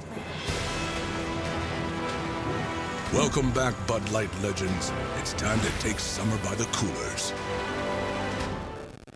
Welcome to Freddy's. How are you guys doing? Meetings. Lunch meetings all week, all salads. Bean salads. Quinoa salads. Heirloom salads. Frisee salads. Sometimes a guy needs a Freddy's Original Double, Chicago Dog, and a Turtle Sundae. Make that 2, please. 3. Absolutely. If you're gonna be bad, it better be good. Being bad never tasted this good. Freddy's, the experience that puts a smile on your face and the taste that brings you back. Hey you. Are you hearing this but not seeing this? You can change that. Follow along with the entire season of Fayetteville Marksmen hockey on Hockey TV. Visit hockeytv.com/subscriptions and get the SPHL TV package to watch every single Fayetteville Marksmen road game this year. That's hockeytv.com/subscriptions. We welcome you back to Pelham, Alabama. Drew Blevins with you. Time for our Ask the Voice segment where we answer a couple of your questions from right up here in the broadcast booth. If you want to have one of your questions answered on a future edition of Ask the Voice, all you have to do is email me at dblevins, that's DBLEVINS, at marksmanhockey.com with your name, where you're listening from, and a good question about hockey. Our first question comes from Marcus in Wake Forest, North Carolina. And Marcus wants to know which SPHL building has the largest capacity. Fantastic question. And I'm not sure if this is going to be completely accurate because I am pulling these statistics off of Wikipedia, which is crowdsourced. But from what I can tell, it is the Taxslayer Center in Moline, Illinois that has the largest capacity at 9,200. But not far behind them by any stretch of the means, the Peoria Rivermen at Carver Arena, which seats 9,919, and even 9,000 in Evansville at the Ford Center, and the Fayetteville Marksmen with 8,920 at the Crown Coliseum. Those are big buildings. They're fun for the guys to play in, and it really is kind of an honor to go into some of these buildings that have fair amount of history or a couple of bells and whistles. The Crown Coliseum is the 5th largest indoor building in the state of North Carolina. So you go into these arenas and you are kind of awestruck, as it does help to build an atmosphere. And it's been a lot of fun on my traveling journeys to go about and kind of see these different buildings in person. And it's been a lot of fun to be a part of these atmospheres. Our other question comes from Macy, who's listening in Spring Lake. And Macy wants to know, when does a penalty shot come into play? And we may have answered this question once already this season, but the penalty shot criteria has been better laid out in the rule book since the NHL lockout in 2004-2005. But the criteria is as follows. First of all, it has to be a clear-cut scoring opportunity that, in the official's mind, no shadow of a doubt passes, there would have been a shot on goal or a scoring opportunity created. The second criteria is the player has to have control of the puck, can't be bobbling it, has to have control of the puck, and he has to be coming right down the middle of the ice. Between the hash marks is kind of that line of demarcation for a penalty shot. If a player is coming down the near side wing or the far side wing and cutting in, even though it's a breakaway and he's taken down, that will not qualify as a penalty shot. You have to be coming right down the middle. So thank you to Marcus and thank you to Macy for our questions during our Ask the Voice segment. If you want to have your question answered on a future edition of Ask the Voice, all you have to do is email me at dblevins, that's DBLEVINS at marksmanhockey.com with your name, where you're listening from, and a good question about the game of hockey or the Fayetteville Marksmen. We'll step aside for a quick message from our corporate partners. Coming back from it, we'll take you around the SPHL. This is Marksman Hockey. Something big is coming. Something so big, it'll change the world of chicken sandwiches. Zaxby's new signature sandwich with Zax sauce or new spicy Zax sauce. Because the chicken sandwich war ain't over yet. The new signature sandwich. All the other little sandwiches can run along. We'll take it from here. Kelly, you need to unmute yourself. For some, it's just the sound of ice hitting heavy-duty plastic. But for us, it's the signal calling us back to the light. And to Greg's house, because he just got a new grill. Connecting to Hot Jams playlist. Welcome back, Bud Light legends. It's time to take summer by the coolers.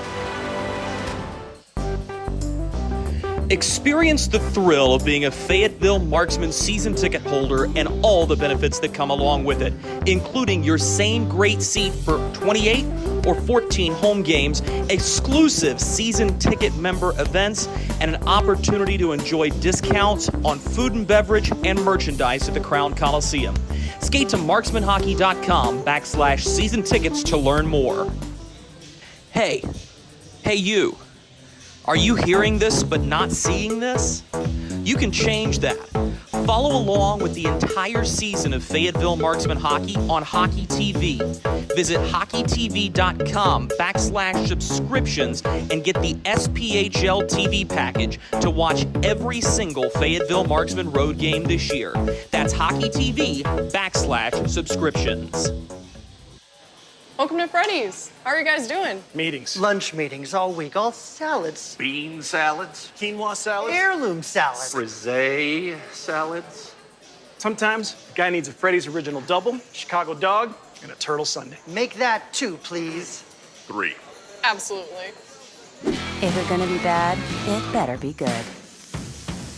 Being bad never tasted this good. Freddy's, the experience that puts a smile on your face and the taste that brings you back. We welcome you back to the Pelham Civic Center. Let's go for a quick spin around the SPHL. This game has just gone final. A shutout win for the Roanoke Rail Yard Dogs over the Evansville Thunderbolts as Evansville continues their free fall down the standings. They're now just 2 games above 500 at 11-9, while Roanoke will increase their lead on Birmingham for the time being, and they will hop Peoria for 7th in the SPHL. Knoxville has come back against Macon, and in a big-time way after Macon opened up a 2-0 lead. The Ice Bears have scored 4 unanswered. They now lead that contest 4-2. At the end of the second period, the Huntsville Havoc leading the Pensacola Ice Flyers 3-1 in nearby Huntsville. And Peoria and Vermilion County are tied up at 0 through the middle of the first period. Around the National Hockey League tonight, we'll start things off in Philadelphia, where the Flyers have where the game has just been tied 3-3 between the Senators and the Flyers. The Detroit Red Wings have a 4-2 lead on the New Jersey Devils from Little Caesars Arena nearing the end of the second period there. The Dallas Stars have a 3-2 lead on the Chicago Blackhawks, and just gone final, the Carolina Hurricanes outlast the LA Kings in Raleigh, 5-1 the final for the Hurricanes. Just about 2 minutes away from puck drop in period number 3 here in Birmingham. Don't go away. Baby, we have spiders on every corner outside our house. Okay, I'll call someone to take care of it. Baby, we have fire ants all over the yard. Alrighty, I'll call someone else to take care of that. Baby, these mosquitoes, you have got to go. Here we go again. One call to St. Peter Pest Control provides all these services. Total pest protection for one low monthly payment. At St. Peter Pest Control, we send all your bugs to see St. Peter.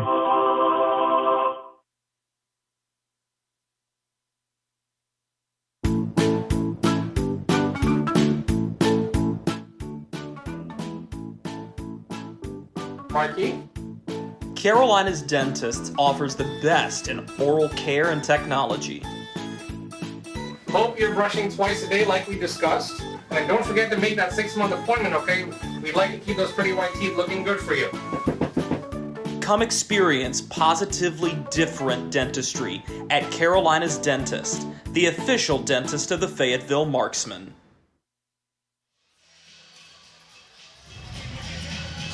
Welcome back to Pelham, Alabama. 2-0 the Fayetteville Marksmen leading the Birmingham Bulls from the Pelham Civic Complex. Drew Blevins alongside you. The Fayetteville Marksmen look for their first 3-game sweep of the season. Kevin Kerr, Craig Simchuk, and the rest of the Birmingham Bulls still have a lot to say about that as we prepare for this, the final period of regulation. Taylor Mccloy loses the opening faceoff as away we go with the final frame of this one. Dumped in on goal as Durante had to smack at it with the goal paddle. So we'll keep playing. Turnover. Kolzicki pulls the trigger near faceoff circle. He misfires. Fayetteville clears it all the way down the length of the ice. This will be icing just 21 seconds into the third period. Worth noting last night, the Birmingham Bulls outshot the Marksmen by a final count of 13-4. And that's the type of momentum they're looking for here in this third period. Face-off will be to the blocker side of Durante. Steered back to Stephen Alvo by Birmingham. He'll play it behind the net for Scotty Donahue. As on his backhand. Backhands it up for Stephen Alvo. The pass intercepted. Here come the Marksmen. Mccloy gives the puck away. Taken by Don Oliveri. And eventually it's Tyson Kirkby to possess, but he has the puck smacked off of his stick. Great support by the Marksmen as I believe that was Sam Storman just dropped his own man, Tyson Kirkby. Dumped in by Fayetteville. Alvo to retrieve for Birmingham. Smacked through the middle of the ice. Carson Rose leaves it for Joe Devaney. Devaney turning at his own blue line. Pass to the far side wing. Chipped into the zone by Kyle Gonzalez as Rose will be the single man to chase. Wins it in the far side corner. Will get some help from C.J. Hayes. Puck bounces back behind the net just out of the reach of Vincenzo Renda. That's Mike Davis, who tried to leave it back behind the net cleanly. Intercepted by Matt McNair. He gives it away to Hayes, who shoots and scores. Stefano Durante didn't think that puck went in. He says it hits the crossbar. As it stands, C.J. Hayes has brought Birmingham back within one.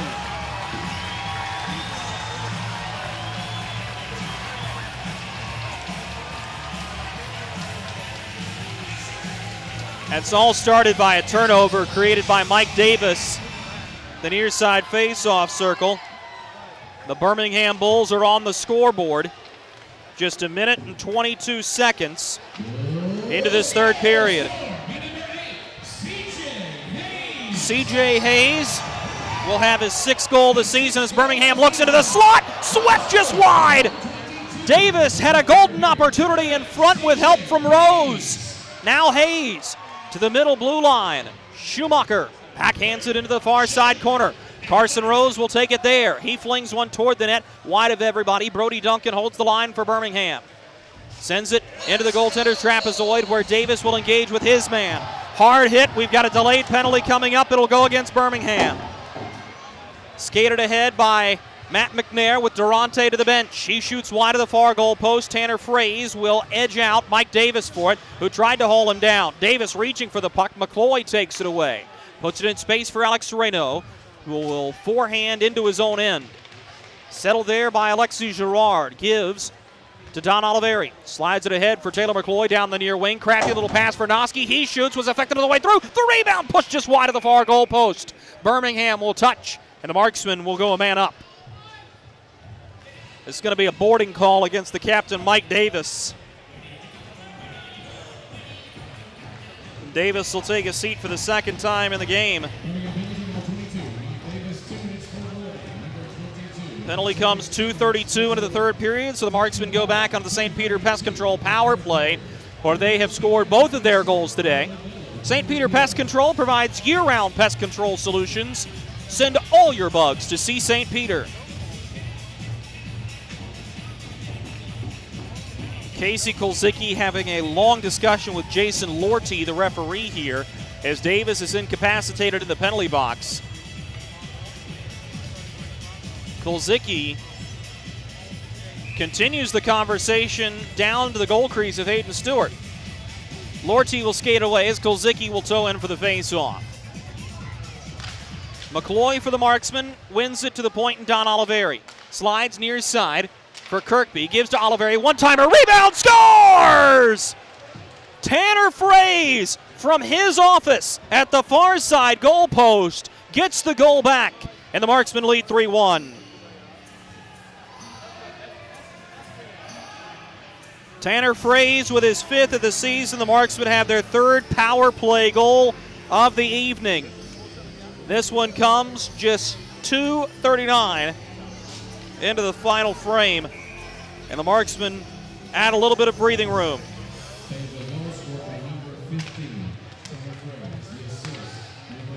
Oliveri's going to get an assist, and Tyson Kirkby will have his 2nd assist in as many games. Rather quickly off the ensuing draw, We're going to get a penalty against the Marksmen. This is going to be interference. Good for Tyson Kirkby. 2 assists in 3 games this weekend. Oliveri is going to take a penalty for interference here, though.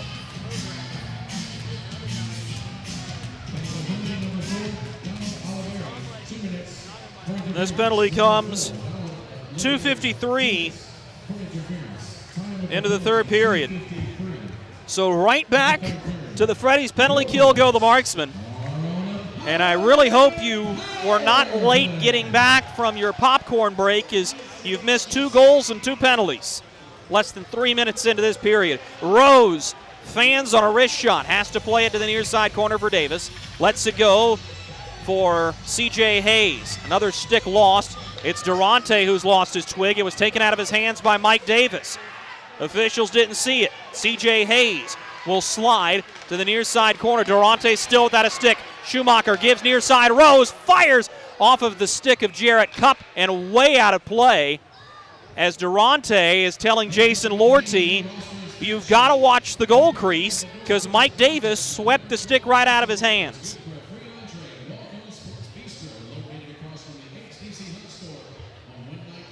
Durante was already upset. He didn't think C.J. Hayes hit the net, thought the goal went off the crossbar and came back out. That's a battle not worth fighting any longer. The goal counts. 3-1 the score. Marksmen in the lead. We'll see if Davis goes right back to the front of the net. He does. Here's a low wrist shot. Durante, stick in hand, will deflect the shot up into the netting and out of play. Stefano Durante playing a very nice game so far for the Marksmen. Now 20 saves on 21 shots. 16:26 to go in this third period. As we told you at the top of the broadcast, a goaltending family. His younger brother, Luca, holding things down at SUNY Cortland, where he was named the conference goaltender of the week. Brought ahead to center by the Marksman clearing, but Rose takes it away. Will backhand to the far side corner, but this will be offside. Austin Weber didn't think he was. Or pardon me, that's Joe Devney, who did not think he was. But Ben Everett blows the whistle. So we'll do it again from neutral ice. Face-off won by Birmingham as Rose will tee it up for Schumacher. Back to the near side wing, Mike Davis. Drops for Carson Rose near blue line. Backhanded to the far side boards. As now Devney will play pitch and catch with Schumacher. Devney fires in and out of the glove of Durante. The rebound! Stefano Durante kicks it out with a blocker side leg pad. Rose holds the second rebound opportunity. Gave to Davis in front. He sweeps wide. Behind the net, Devney taken from his feet. Here's the shot. Oh, Stefano! Are you kidding me? And the rebound goes wide! Stefano Durante ring 10 bells for that save. Diving to the glove side and got a piece of it.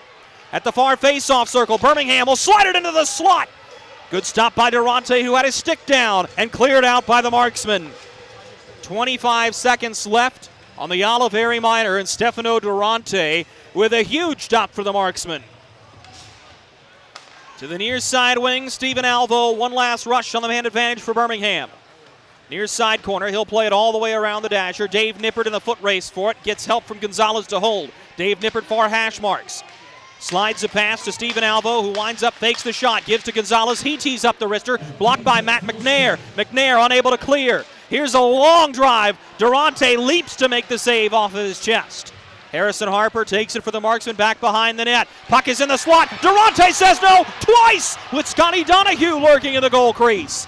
Stefano Durante holding down the fort. Now Oliveri has a chance, rolled toward the net. He'll be escorted behind the net by Gonzalez as the Marksmen are offside with 14:46 to go in the third period.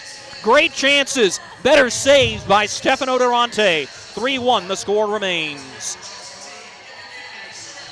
Welcome to Freddy's. How are you guys doing? Meetings. Lunch meetings all week, all salads. Bean salads. Quinoa salads. Heirloom salad. Frisee salads.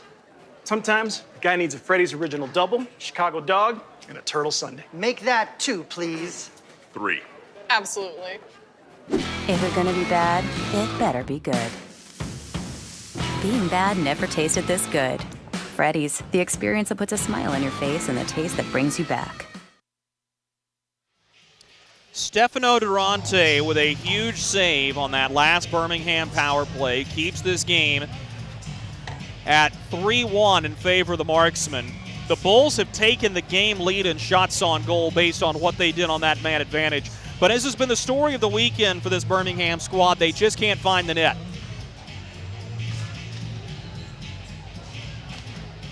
Wyatt Noski will take the draw against Danny Licio, and Birmingham wins it. The Bulls have had marked improvement in the face-off circle during this contest today. Dave Nippard will skate it down the far wing in his own zone, passes to center and gets it right back. Enters the attacking zone at the far blue line, lost the puck there. Licio tried to force a turnover, can't. Brought ahead by Zach Boyle, who will fling it to the near wing for Bryce Farrell, who dumps it in. Austin Weber taken into the corner by Wyatt Noski. A rolling puck to the point. Holding for a shot is Harrison Harper. It gets tied up off of the body. Harper has the rebound deep in the attacking zone. Plays it behind the net for Zach Boyle. Spins out of some trouble and finds Wyatt Noski in the far side corner. Noski lifts it up in the air. Marvin Powell will grab the puck and send it to Austin Weber, the Hoover, Alabama native. Weber fakes a wrister up ice, now gains the red line and will shoot it in on net. Mike Davis out and pressuring with the top group back out for Birmingham. C.J. Hayes reaching after it. Harrison Harper is right there. Forced turnover at center. This is Devaney. Winds and fires a slap shot. Blockered away by Stefano Durante, and the rebound is out of play with 13:40 to go in the third period. I'm not sure that Devaney wouldn't like a redo on that last play, as he had a little bit more space to walk in and had numbers crossing the blue line. But that's what happens when you're a frustrated hockey team. Sometimes you're working a little too hard, not quite as smart. Face-off, one back to the point by Birmingham, as they've won 4 straight in the circle now. Carson Rose works it up the near side boards, where C.J. Hayes puts it right back into the traffic. Marksman will try to break it out on the near wall. Brody Duncan stepping in will hold the line. Played to the far side boards. Alex Reynaud will bounce it back out to center. Birmingham takes it at the red line. Brody Duncan flings a pass across the ice looking for Rose. The Marksman will take it and gain the red line and shoot it into attacking ice. Duncan plays it to the near side wing for Donahue. He'll push up through center as Hayes nearly got upended. Rolling puck on edge will settle back behind of Hayden Stewart in the goaltender's trapezoid, where Frank Schumacher will skate it out. Headman pass for Donahue. Ricochets off the stick of Tyson Kirkby and will stay pinned the Birmingham Bulls bench side boards. Now Donahue will take it right back up the near side wing. He works on Don Oliveri. He's able to forge ahead to the face-off circle in the attacking zone. Near side no further. And now a takedown as the puck's on its way out. And I believe we're going to get an offside call right at the Marksman bench. 12:37 remains in the third period. Marksman fans, don't forget, Operation Sellout is coming Friday, December 31st. As the Macon Mayhem come to town. Every ticket in the building is $10. That's right, from ringside to end zone, every seat in the Crown Coliseum is $10. To get your Operation Sellout tickets, skate to marksmanhockey.com and click the Tickets tab. Gonna be a fun night. Here's a chance in front. Casey Kulzicki denied by Durante and the Butterfly and challenging. Laid down the near side boards. Kulzicki spinning away in the far side corner. Lost an edge. Sam Storman is right there. Crowd wanted a penalty. They'll get none of it. As rough stuff ensues to the far side corner. A bouncing puck clubbed down to the blue line. Marksmen have it. Lifted around to Kyle Gonzalez. Tyson Kirkby is hit right between the 1 and the 7 by Steven Alvo. Spun out of it, but not with possession. Birmingham from their own end, 8 minutes into the third period. Noski tried to play it up for Bryce Farrell, but he lost the puck in traffic. Now pushed into the zone by Danny Licio. Out of his net to play it, Durante sweeps it to the far corner. Marksman can't clear. Nippard upended by Kirkby, who will shoot it down the far boards. Going to grab it, Marvin Powell, who will cycle behind of Hayden Stewart. Powell starting things up from behind his own net. Sends it to the near wing. A clean pass for Austin Weber, who gives to Licio off of his backhand, too strong. Marksmen are able to clear to their attacking blue line no further. A blocked pass will bounce deep into the Birmingham zone, where it'll be taken by Marvin Powell right up the near side wing. So he looks for help from Weber to clear it in, and does. Into the near side corner. Pass to the slot, looking for Weber. It's taken away. Powell lays a big hit, knocked the puck free, but the Marksmen are able to get it back out to center. Moved up ice here, is holding on to it is Nippert. Laid forward. Nippert drops for C.J. Hayes. He sends it into the slot. Stefano Durante kicks it out on a one-timer in front of the goal by Carson Rose. Tanner Fraze will shoot it into the far corner of the Marksman attacking zone. Picked up there by Brody Duncan. He's got speed and momentum. Around one man, Duncan into the attacking zone near corner. Rubbed off by Vincenzo Renda as the Marksmen will grab the puck and bring it into their attacking zone. Drop pass. Quick shot on goal by Alex Reynaud from the near face-off circle. Is blocked on the way through by Duncan. Now Schumacher for Birmingham. Flies it out to the far wing. This is Mike Davis. Chips it in and looks to get around one. He does. Renda's the first man in on the puck. Mike Davis goes crashing into the boards, unable to hold possession. The Marksmen get it to center no further.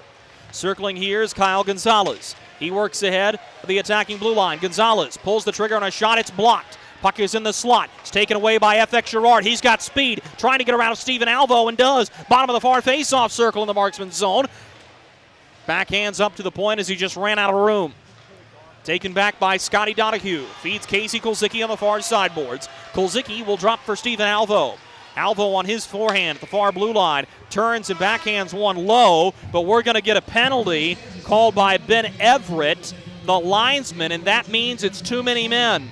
9:42 to go in the third period. We'll tell you about the offending party when we return. Look at our yard. So many anthills everywhere. Did you know that a single ant can live to be 29 years old? Really? Well, what about a married one? Seriously? But really, we need to fix the yard.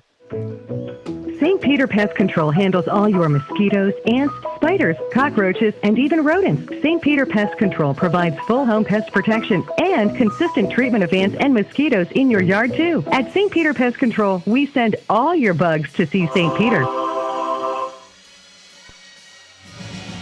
It is Birmingham that is called for too many men. 9:42 to go in this third period. Fayetteville Marksmen will go back on St. Peter Pest Control power play, for they have scored all three of their goals tonight. St. Peter Pest Control provides year-round pest control solutions. Send all your bugs to see St. Peter. Marksmen are officially 3 for 4 on the man advantage tonight. And it's been this group. Tanner Fraze sitting on a pair of goals will line up as the inside wing for Taylor Mccloy to take the draw. Alex Reynaud on the outside wing. And Don Oliveri, normally the quarterback, will cut in here. He's got it behind the net. Oliveri, the defenseman, plays it to the point, and Tyson Kirkby sends it low for Alex Reynaud, near side corner. Works to the top of the near face-off circle. Saucer passes out to the far wing for Fraze, who will play it to Taylor Mccloy in the far corner. Now to Oliveri, tops between the face-off circle. Sends it to Kirkby, who has it, and a directional pass out to the far side point. Fraze gives to Mccloy in the far corner. Now to Tanner Fraze, who's like that position on the far goal post. Centers for Oliveri, middle blue line. He'll push to Kirkby on the near side boards. Kirkby at the face-off circle. Sends it behind the goal line for Reynaud, who pushes back up near point Oliveri. All the way across for Mccloy, who fires a quick wrist shot from the top of the far circles. That is caught and held on to by Hayden Stewart, as Mccloy took a rough ride at the end of the sequence. 8:57 to go in the third period. Marksmen hanging on to a 3-1 lead. Good stop by Hayden Stewart on his blocker side shoulder to pin it there without a rebound. Same man advantage unit stays out for the Marksmen. New killers for Birmingham. Oliveri sweeps to the far sideboards.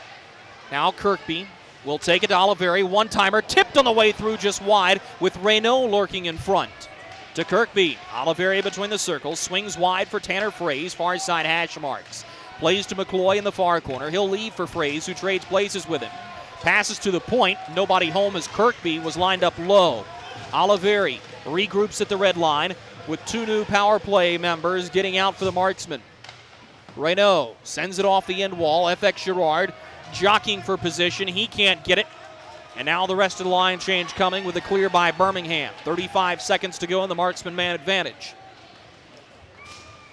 Held behind the net by Jarrett Cupp.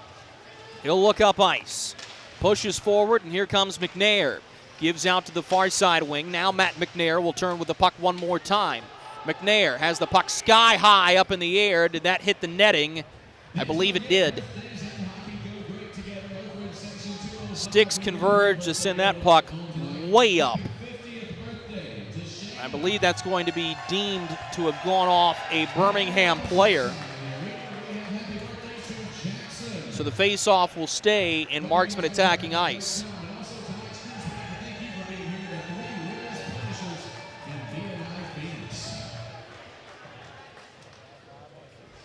Stone Sheehan confirming Jason Lortie's call.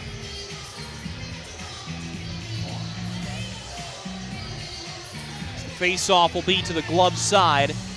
Hayden Stewart.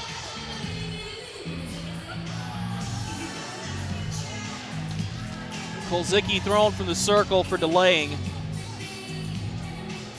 And now Devney will have to take it. He's got to get it in the circle quickly. Marksmen win the draw. Pushed to the near side point, Oliveri. Hanging on to it, flings it toward the front of the net. An attempted deflection by McNair. He whiffs on it. Bryce Farrell pushes far point, Jarrett Cupp. Winds and fires into the glove of Hayden Stewart. He'll hold with 4 seconds to go on the Marksman power play. Jarrett Cupp has traditionally been very good on the power play for the Marksmen. Hasn't had quite the success he did a couple of seasons ago. Only 1 goal this season for the Marksmen's number 7.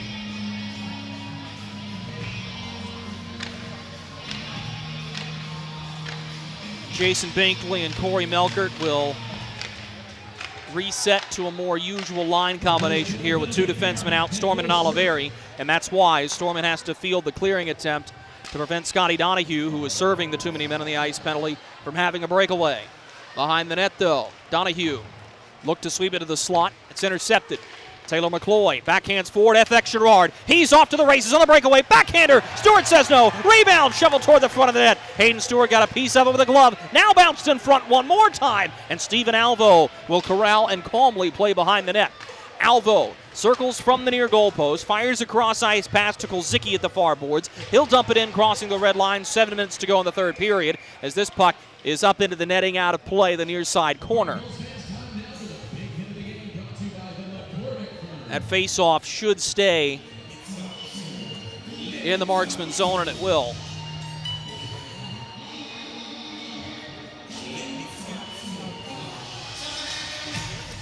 Face-off will be to the blocker side of Stefano Durante.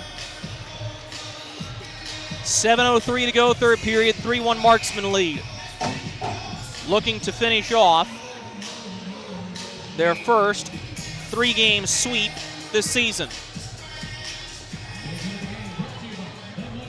Hayes will be tossed from the face-off circle. That's going to leave Carson Rose to do the honors. He's unable to win it. So this puck will come out for the Marksmen to the far side boards. Reynaud pushes behind the net for Matt McNair.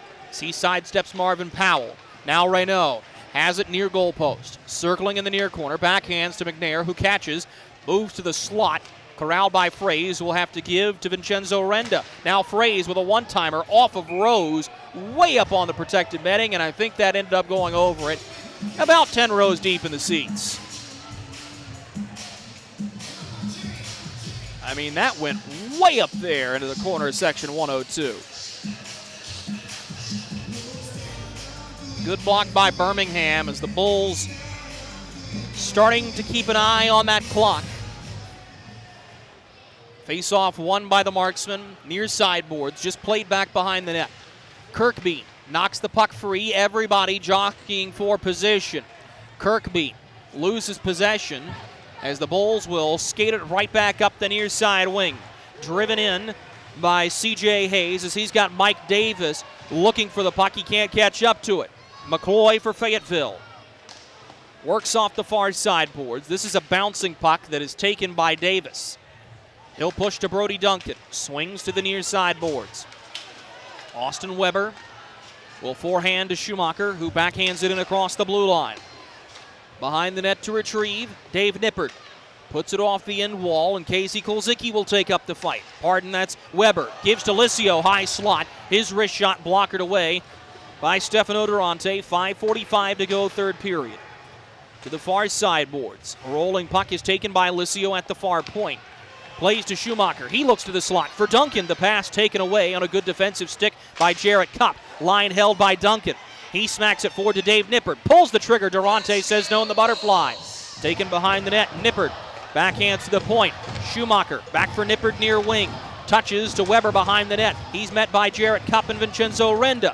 Hanging on to the puck, Nippert works to the near wing, Licio. Backhands to Brody Duncan. He's unable to get to it as Fraze wins the puck battle. He'll play it the length of the ice. Back to grab it is Schumacher with 5 minutes to go in the third period.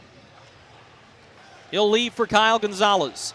Gonzalez skates it up the ice. He may have space. Gains the red line. Shoots it in now. Donahue fires a slapper that misses wide of the far post. Catches the boards and is a free clear for the Marksmen. Alvo will yield possession to Devney.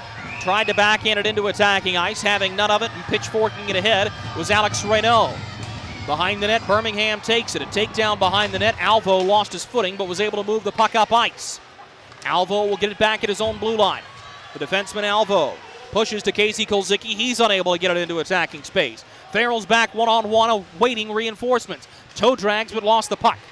Casey Kulzicki for Birmingham. Passes across the ice. It's intercepted. Oliveri on a backhand. Leaves it in open space. He was looking for FX Girard, who wasn't able to catch up to it. Now Farrell plays it below the goal line where it's taken by Alvo for Birmingham. Give it out to the far side boards. This will be bounced all the way back by Scotty Donahue.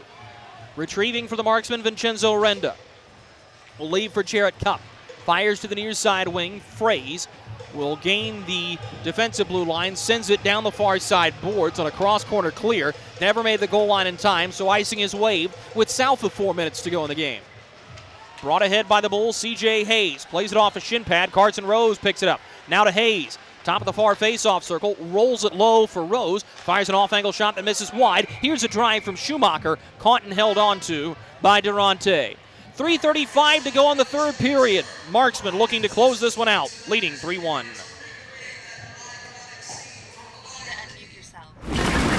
For some, it's just the sound of ice hitting heavy-duty plastic. But for us, it's the signal calling us back to the light. And to Greg's house, because he just got a new grill. Connecting to Hot Jams playlist. Welcome back, Bud Light legends. It's time to take summer by the coolers. Experience.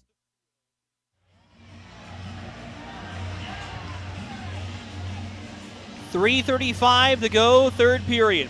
Fayetteville Marksmen leading 3-1. All three Marksmen goals scored on the power play this evening. Drew Blevins alongside you. Thanks so much for joining us.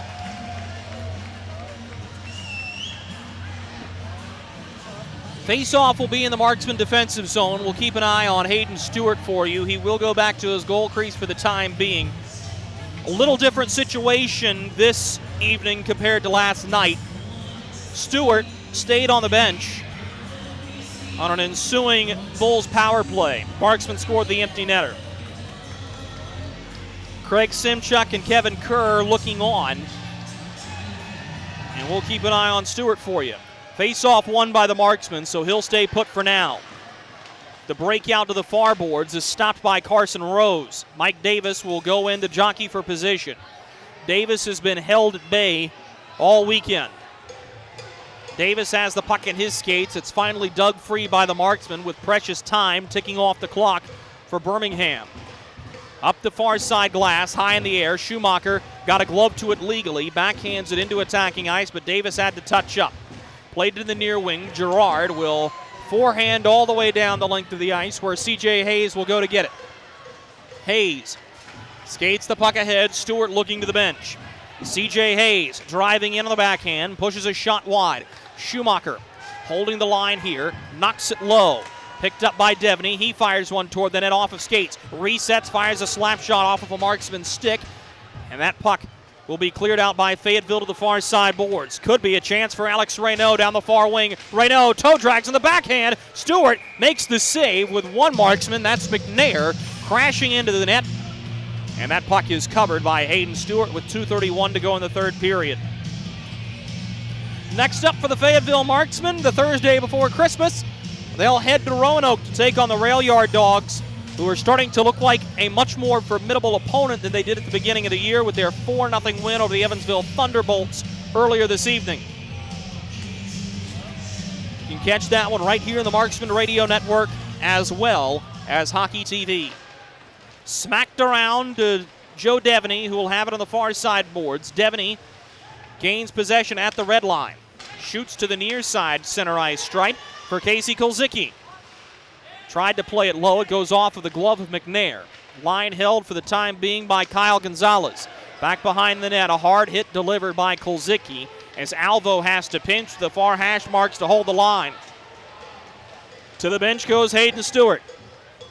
2 minutes to go in the game. Gerard floats a pass for Tyson Kirkby. He sends it off the far side glass. Glove to stick legally by Mike Davis. Tried to backhand around of Kirkby, who had none of it. This puck is bouncing toward the empty net. C.J. Hayes receives between the hash marks. Headman pass for Davis. Drops for Carson Rose, who brings it in ahead of the attacking blue line. Fires one toward the net. Durante in the butterfly makes the save with a goal stick. Pushed up to the far side point. Minute 30 seconds to go in the game. Alvo shoots off the end wall and wide. Picked up by Jarrett Cupp, who will backhand to the near wing. Alvo pinching in. Hanging on to the puck, Steven Alvo. Winds, he fires off the skate of Matt McNair high and wide. McNair has been a shot-blocking wizard this game. C.J. Hayes in the near side corner. Plays behind the net.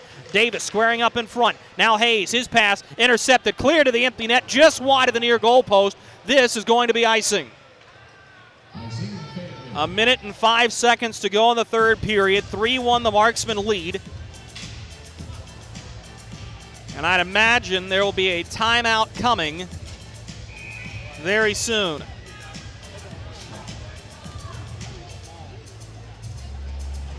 We'll see if Birmingham wants to take it. The Marksmen are stuck with a tired group out.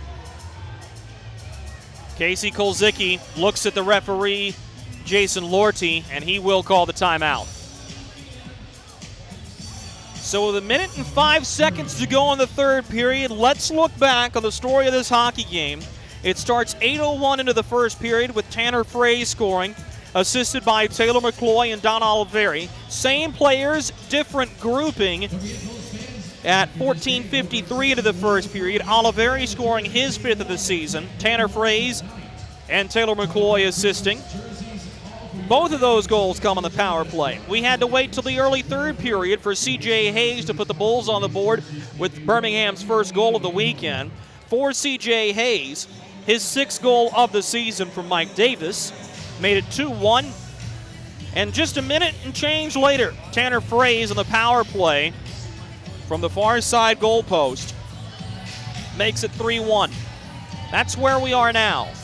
McNair, Oliveri, Frey's, Gerard, and Cupp will be the defensive unit for the Marksmen. Joe Devaney, Casey Kulzicki, Mike Davis, C.J. Hayes, Frank Schumacher, and Carson Rose will be the group for Birmingham. I'd be shocked if we saw a line change from the Bulls to end this game. Minute to go in it. Rose plays it off the end wall. Taken by C.J. Hayes, the far side wing. Delivers a pass to Schumacher. He looks to shoot through traffic. Blocked on the way through as Jarrett Cupp will register a shot block. The near side hash mark. Puck dug free. Mccloy tries to use his hand to play it out. He does, but only to the blue line. Birmingham holds the line. 40 seconds to go in the game. Davis fires from an off angle, caught by Durante. Well, this will go down as Stefano Durante's best outing so far this season. He looks to improve his record to 2-2. And a real confidence boost for this coaching staff and for Durante personally. Face-off won by Birmingham to Rose, who pushes to Schumacher. He's got no lane. Will have to swing to the far hash marks for C.J. Hayes. Back to the point, Schumacher. Hayes at the far wing. Now Schumacher walks between the face-off circles. His shot blocked by McNair. He clears all the way down. The puck is on edge. It will reach the goal line. This is icing. 20 seconds to go in the third period. No change for the Marksmen because they can't. No change for the Bulls because they won't. Face-off will be to the glove side. Stefano Durante. Won by the Marksman, pushed to Schumacher, who holds the line. Falling for a shot, rebound in front. How did that miss? Devney had a wide open cage, and it deflects off something on the way through. Had Durante dead to rights. Oliveri with a push to the back of a man. This is going to create a power play for the Bulls. That's only if the Marksmen touch. It doesn't matter. Time runs out. The Fayetteville Marksmen defeat the Birmingham Bulls, complete the weekend sweep, and will be challenging the Knoxville Ice Bears for third position in the SPHL. What a weekend. What a win.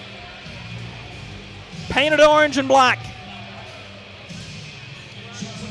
Final shots on goal total for the Fayetteville Marksmen in the third period, 8 in a game total of 29.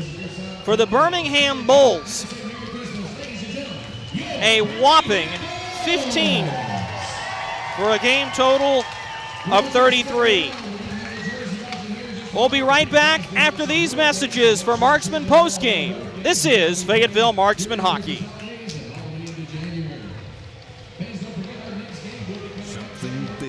Is coming.